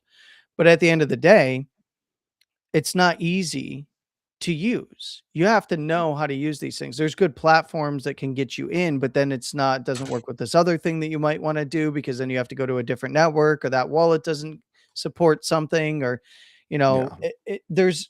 it's a last mile problem. And what institutions are going to do is they're going to solve the last mile problem for the end user by buying up technology and having this merge together, right? Yeah. Or they're gonna, productize a lot of it so that you don't even see it. But the hide the wires thing is the last mile, right? Like hiding the wires is the goal. Like if you really want mass adoption of cryptocurrencies and blockchains, it's not hard to do. It's hard to do because we have made our own mess of everything because it's all about now is like, each new network, if the most of them aren't solving problems. I think Midnight's solving a very specific problem. I think other blockchains solve very specific problems as well. But most blockchains are blockchains for blockchain's sake, right? To have Yeah. a token and do a raise to build something. Um, Oh, because but they didn't get in first. yeah, and they just advertise what is their advertise? It's what do they do? They've got DeFi, DEXs, NFTs, and shit coins, right? And it's like, okay, what is your innovation? We're faster. We're quantum resistant. All of them are going to be quantum resistant at some point, Yeah. right? Um, all of them will continue to get faster at some point as well, except Correct. for Bitcoin in this case. But then there's Lightning, and that's a big conversation that I don't want to have right now. But um, the last mile is hiding those wires and having somebody that's just transacting and doing the things that they want to do. If they want to, they don't want to have to worry about which network and which wallet to open to send somebody something and then worry about, if it got there and how long it's going to take. They just want to click a button and for things to work. And there are some things on some networks that are that way, but it's not usually cross-chain compatible because of liquidity. And then you've got to wrap tokens, and then they've got to figure out how to do all of this stuff. Yeah. And it's like you can't ask a regular person who's not involved in this to do all of that. Yeah. And this, one of the biggest solutions that is being offered up right now is, oh, we can have AI agents do it. And I think that's a good bridge solution. Yeah, you can have AI agents do that for you, but then there's a lot of risk on the other side of AI agents doing that for you as well. Because if the agent itself gets compromised because of, we saw a lot of the open claw stuff take off and claw bots and stuff like that. And meanwhile, they were leaving ports open on their computers and people who just go in and steal keys and stuff. But then also you're entrusting, funds with, a robot essentially with an AI agent, right? So, I think that will be a good bridge solution. I think there's some out there that are building really good solutions with AI to help hide the wires, but I don't think that that's going to be the end goal solution. I think that there's going to be the quote unquote, I guess, layer 3 or layer 4, whatever we want to call it, that is going to hide the wires for the end user and will move us forward. But we're a ways off from that still, and we're doing it live, right? We're saying fuck it, we're doing it live. And yes, if anybody gets that reference, and we are actually building this stuff in real time. And when you're making the sausage, it seems like it's never going to end before you actually get it packaged and out the door. But we are moving so quickly in this industry versus where we were just a few years ago that we end up with the problem of millions and millions and millions of tokens, Correct. many of which don't have liquidity, but many of which did hoover out a bunch of liquidity. Look at Trump. The Trump token just stole a bunch of liquidity into that pool. And then what happened with all the fee generation, right? They didn't even have to sell tokens. The fee generation on that token alone created such volume that when they transferred it out, people, even Solana took a giant dump.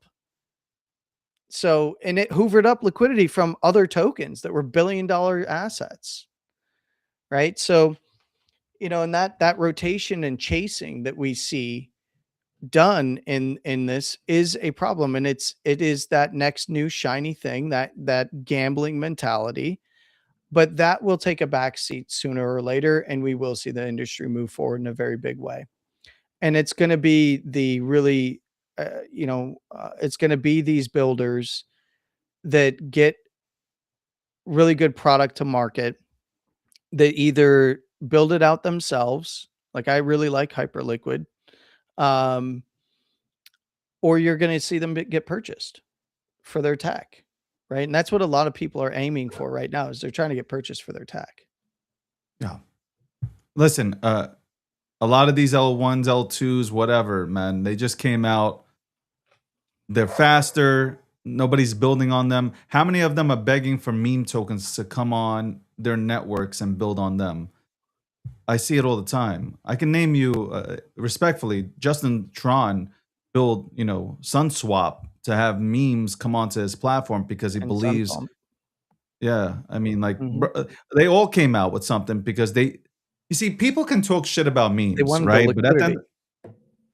at the end of the day, they see the culture, and like if we can bring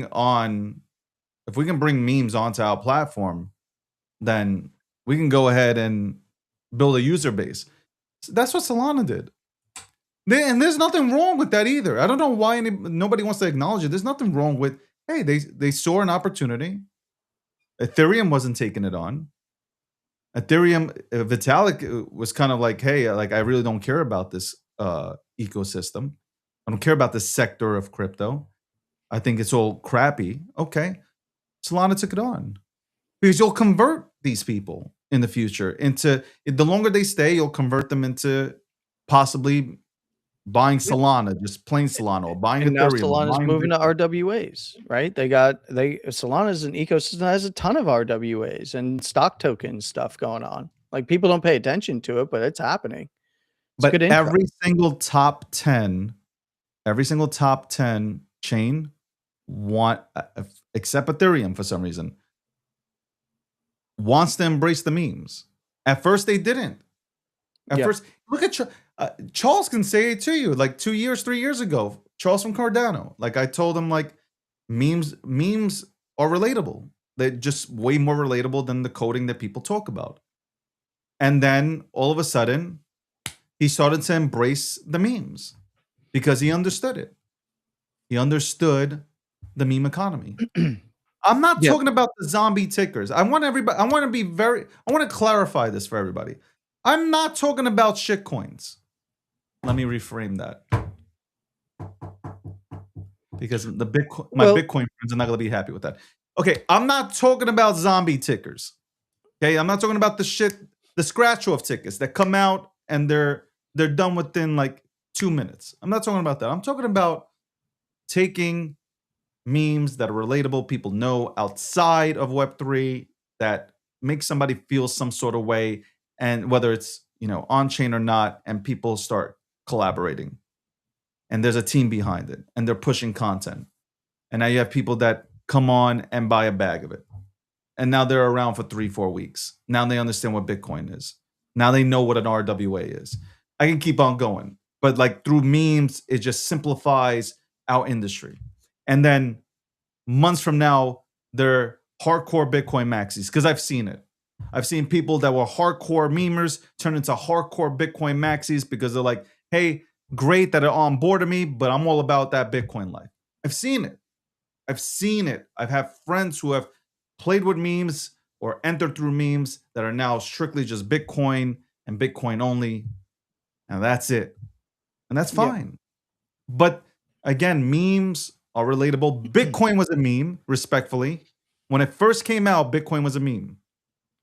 And the reason why I say that, Landy, don't get upset. The reason why I say this is because anytime I try to talk to anybody about Bitcoin, they laughed.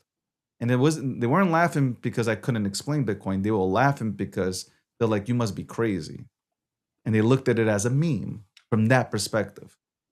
Now they're not laughing. Now they wish they had Bitcoin. Now they understand the principles around Bitcoin.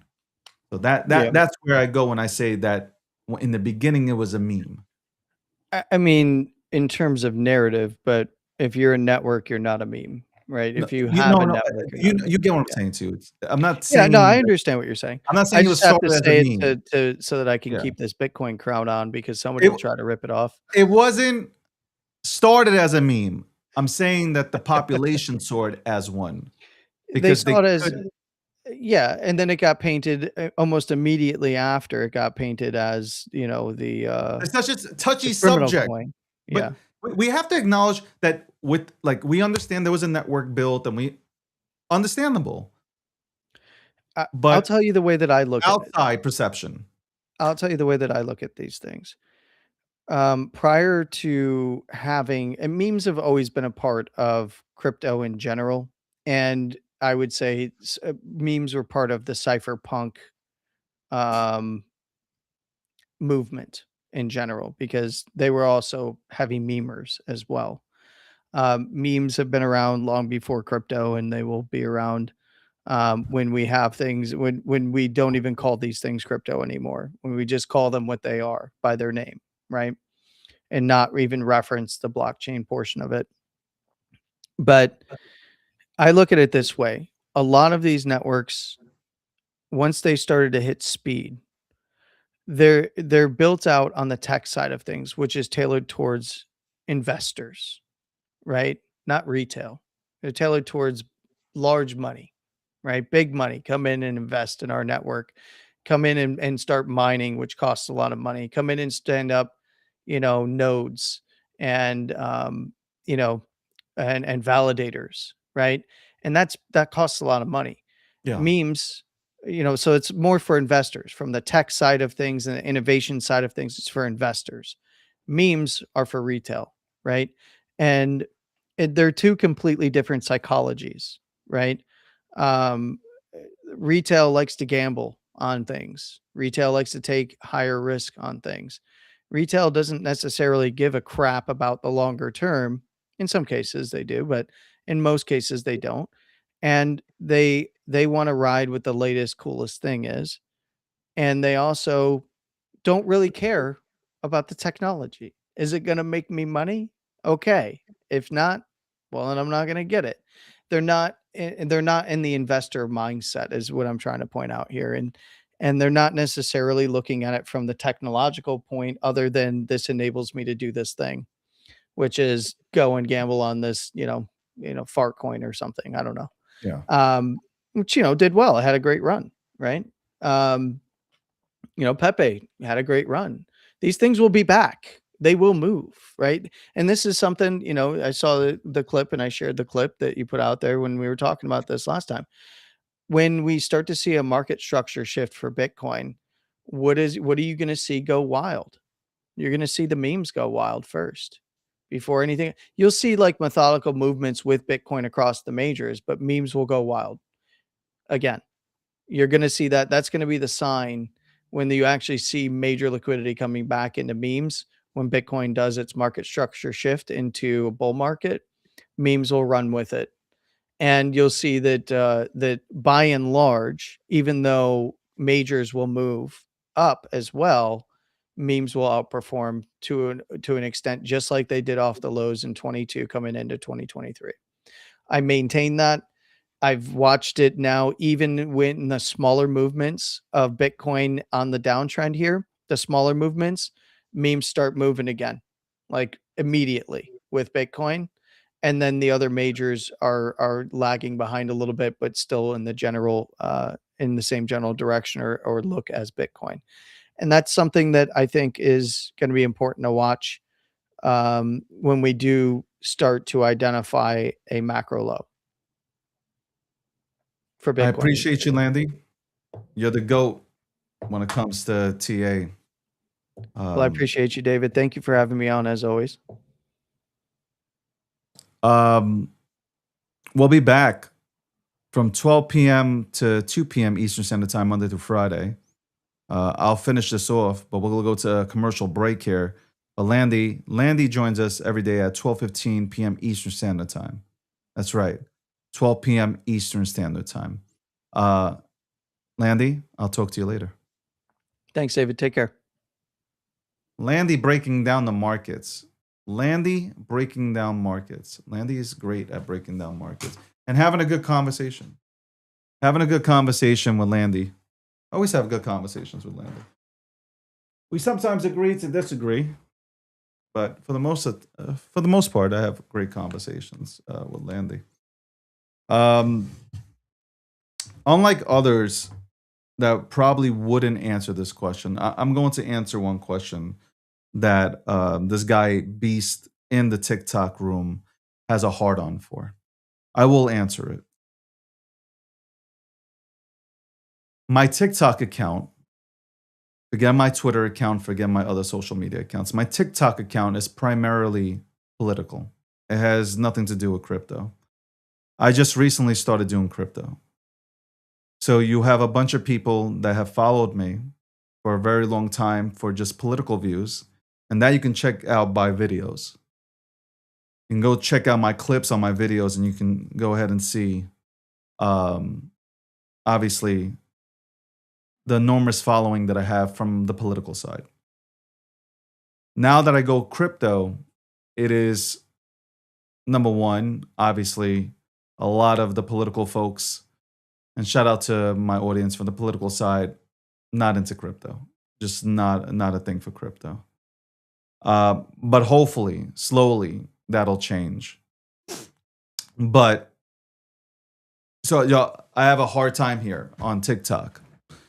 I have to do crypto and then also do political content, which now I've come to the conclusion, and I said this a week ago, I'm going to have a show that is strictly about politics so that the Getter crowd, the Truth Social crowd, and the TikTok crowd that is into politics can come join the show and specifically hear my takes on politics. I ran for office, and a lot of people who follow me know that. And we're going to have that political show that goes on where it's nothing about crypto. It's strictly about geopolitics and what's happening in DC and whatever else is trending. So we'll do that. But there you go. I answered your question. I'm not a pussy. I don't run from questions. I don't ask nobody to ban people. Question is asked, it's posed, it's great. Also for the same token, my live streams on TikTok continuously get blocked. And that is because I'll say something politically that does not satisfy the algorithm. So when I have 300, 400 people in here and I'm talking about a topic about Trump, all of a sudden I get a warning, limited visibility, non-original content because I'm playing ads. So TikTok, which I thought was bought by an American company, I thought by at this point, the algorithm would be a little bit more friendlier to people that are more conservative in their viewpoints. So there you go. Hopefully, that'll be the last time. It's the first and last time that I will answer that question. Period. If you don't understand, if you don't comprehend, if you didn't listen, that is on you. You can always replay the show. You can always go to YouTube. You can always go to X to replay that portion that I went and addressed you while I was sitting here. That's it. I've seen you a couple of times in the room. You've asked a question. I've answered it like a man. Now, don't be a bitch. Be a man. That's it. Don't be so concerned with what I'm doing. Be concerned with what you're doing. Look at your wallet and see if you are actually doing things to benefit yourself. You being Captain Save-A-Ho right now, not doing nothing for you. But I did want to address it because I don't want my moderators to sit here and have to address it. I wanted to address it because I got the balls to address it. Bottom line. And it's very easy to go ahead and look at the clips that are on my TikTok. And you can analyze them. Welcome to The Breakdown, sponsored by Midnight. Also, sponsored by Cake Wallet. Shout out to Cake Wallet. We're going to get Vic on here. We'll go ahead and talk about one of the most secure hot wallets. Also, don't forget about CakePay. CakePay. Don't forget about that. We'll touch on that. Polymarket, the official prediction market sponsor of the DG brand, also of The Breakdown. And we have a new sponsor here, People's Reserve. All right, let's go ahead and pull them up here. Give me 1 second. We'll pull up People's Reserve. Got a nice website. I'm into websites. A lot of people aren't into websites. I'm into websites. I like a good website. Here's People's Reserve, and let's go ahead and real quickly, People's Reserve, if you haven't heard of them. People's Reserve was built on a simple idea. Sound money should power a better financial system.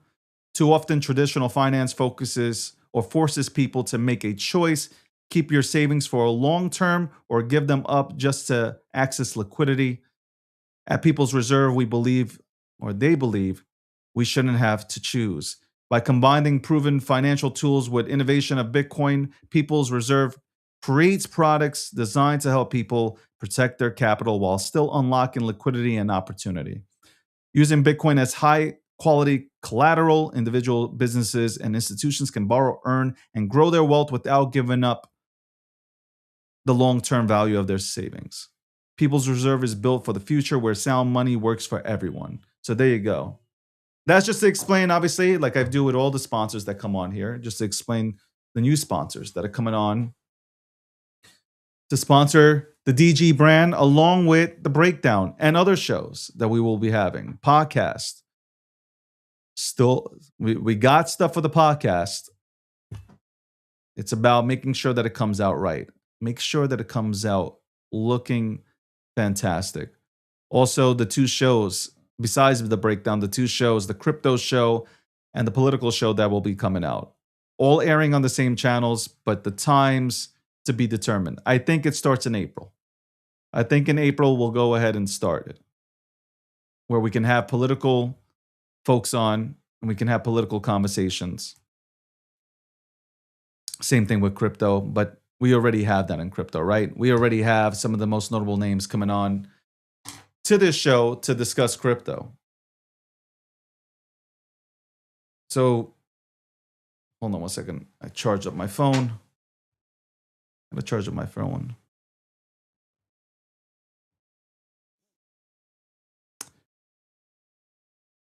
Man, the lies. This is what I hate about. And by the way, check out the website. Check out the website, People's Reserve. Nice website. Absolutely nice website. Really nice. Nicely done. Congratulations. Welcome. Welcome to an elite brand. Welcome to an elite brand. I'm talking about my brand. Welcome to the DG brand. Let's go ahead and stop sharing that. Shout out to People's Reserve. Welcome to the party. Welcome to the party.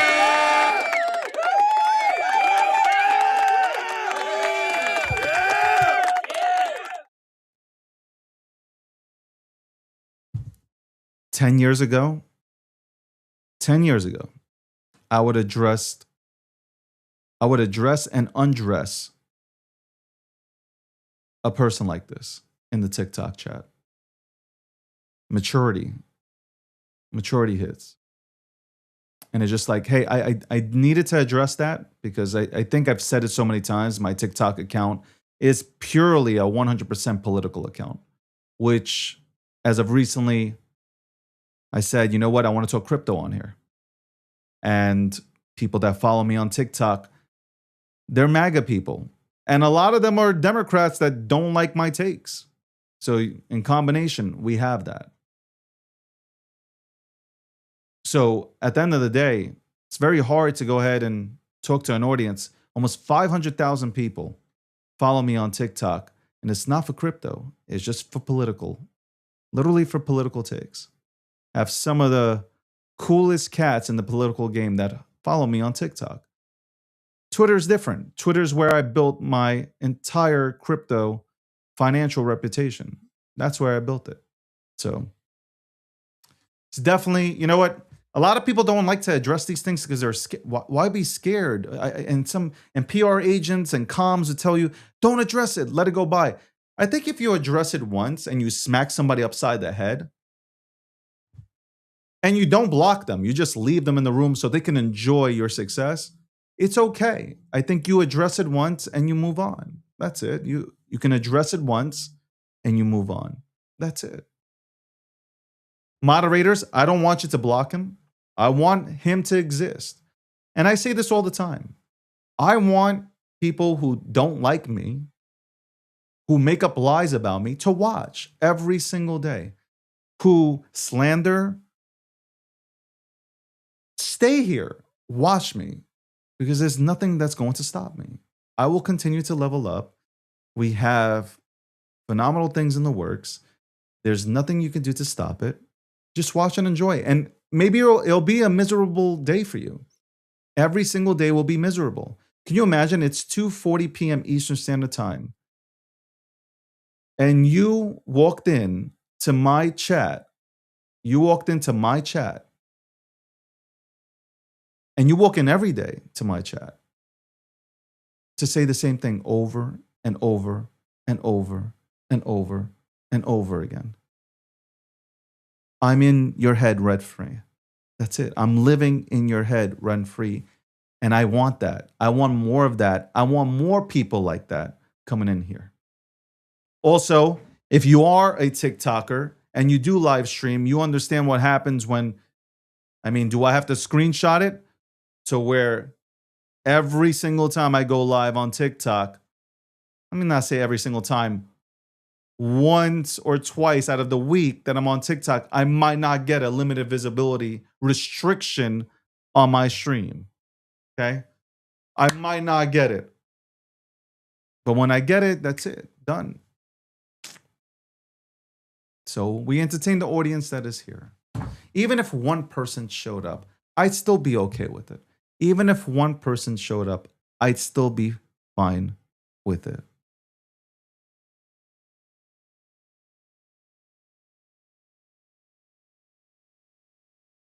I don't even know who this person is. You have never denied it. Hold on. I got to research what he's saying. Hold on. Let's see. How's verse? Yeah, no. It's full again. What am I doing? What am I sitting here addressing somebody who is not even seen here. No, that's never happened. Zero. Never happened. Never happened. So if you have proof, just fucking present it. Present it. Instead of coming here with no proof, present the proof. Otherwise, that's it. I've addressed you. You're my son. That's it.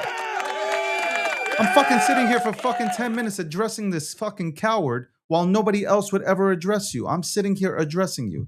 I don't run from anybody. I gotta tell you, you motherfuckers are really jealous. You gotta, and I now understand why. To be this fucking, I am, and I say this, and I'm saying this honestly, I am fucking good looking.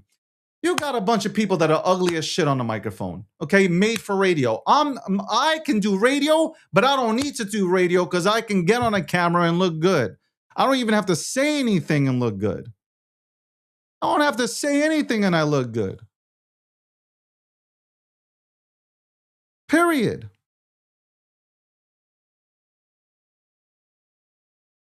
It is wild. It is wild. I can never have anybody live rent free in my head. I can never be driven to insanity like this. Never. I really feel bad for you guys. I really feel bad. 100%. If you weren't jealous, you would not be in this chat. Let me say something. If you weren't jealous, you wouldn't be in this chat. The part is, I am everything you wanted to be, but you did not accomplish it. You probably had more talent than me, but my effort absolutely destroyed the talent that you have. That's the problem within our little crypto industry. I don't stop. I keep going. 10 years plus, keep going. Through all the bullshit, keep going. Funny.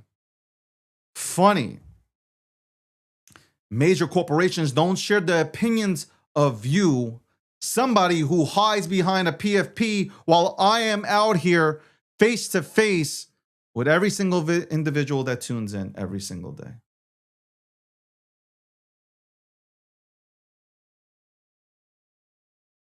Now, you can say everything that you want. You can make up all the slanderous accusations that you want. Do you understand? I've been through this. Like this little cocksucker Karma. I've been through the grinder with you fucking little mutts out here. Do you understand? You motherfuckers can't fucking come at me like the motherfuckers that came after me 10 years ago. Because out of nowhere, I was dominating the motherfucking game, and they're out here like, why can't I do what he does? Okay? You're mad. Stay mad. Meanwhile, my blood pressure doesn't go up. My BPM stays really level at 55.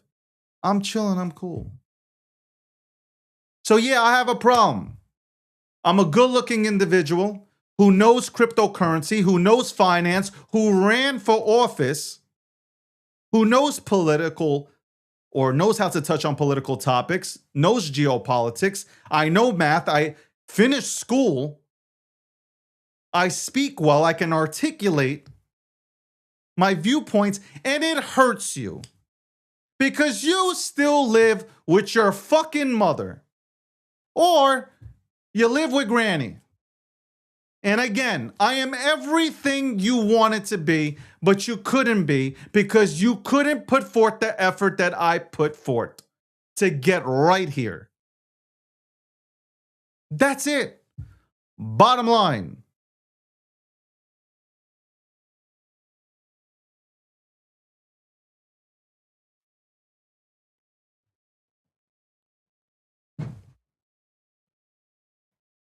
Yes, Gigi.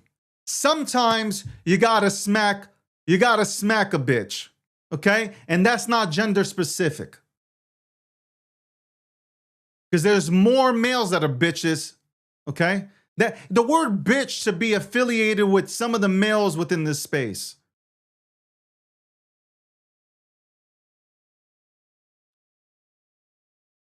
You know, learn something. Yo, don't stay in my. You're not winning.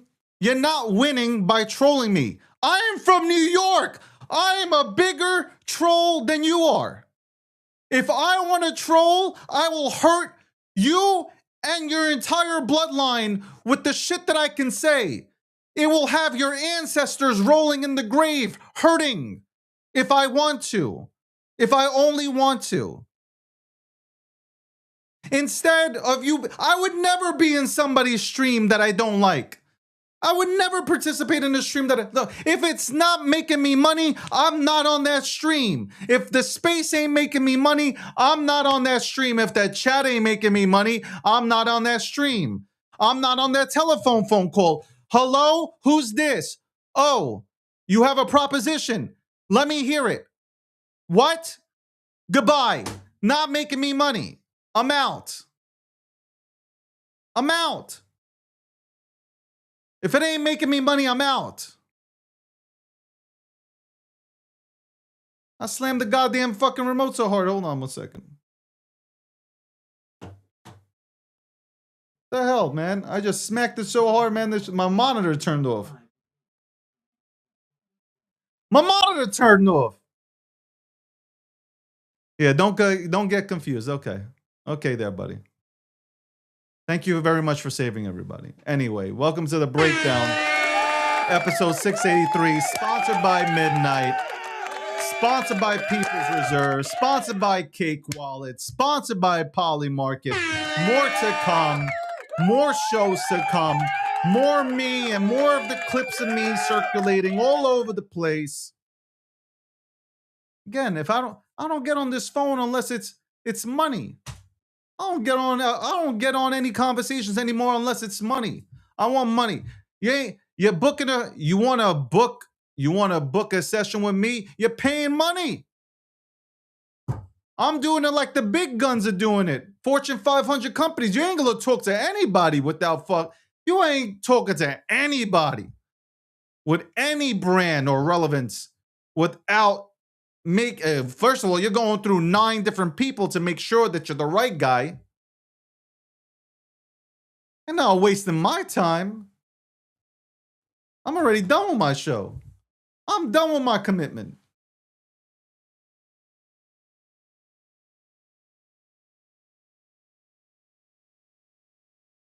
I'm done with that commitment.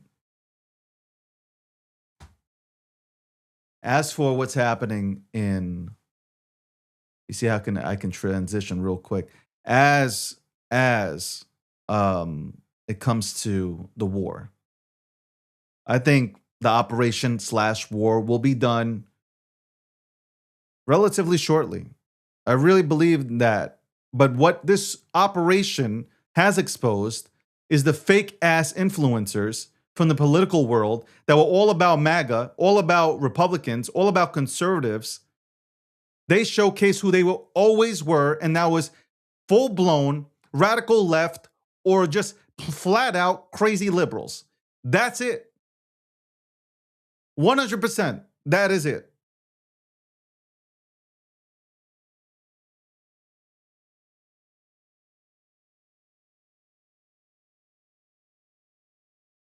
That is it. It is Nick Fuentes, this guy, Nick Fuentes, is a Democrat. That's it. He's a goddamn Democrat.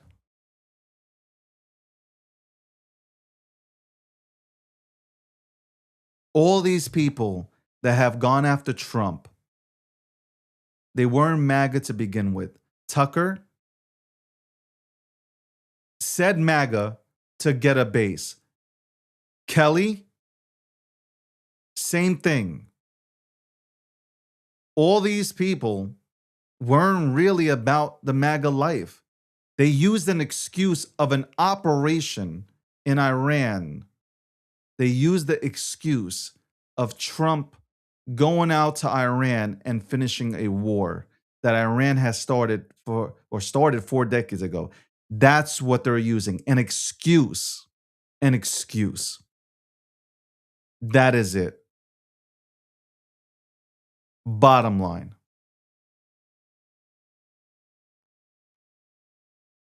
On that note, I want to thank it's 2:52 p.m. Eastern Standard Time. Holy shit, I didn't know I went this overtime. I want to thank everybody for joining in. I appreciate everybody. Everybody who's tuned in. Thank you so much. Thank you.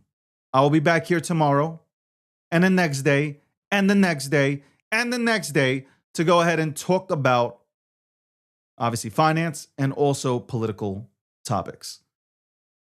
I went ahead and ran through a lot of the stuff today. I also want to give a shout out to Fran and Tech for being excellent moderators. Thank you very much. Everybody who shows up on TikTok, thank you very much. I appreciate it. Anybody who can see the goddamn show when it's not visible because of I don't know what the fuck happened, thank you very much. Shout out to Twitter, Homebase. Appreciate you guys. Getter, Kick.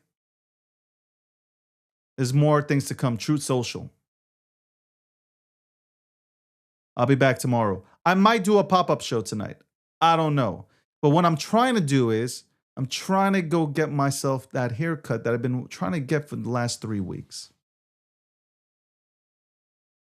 Somebody just said, Snowman7832 said, I watch you cuz because you make me laugh.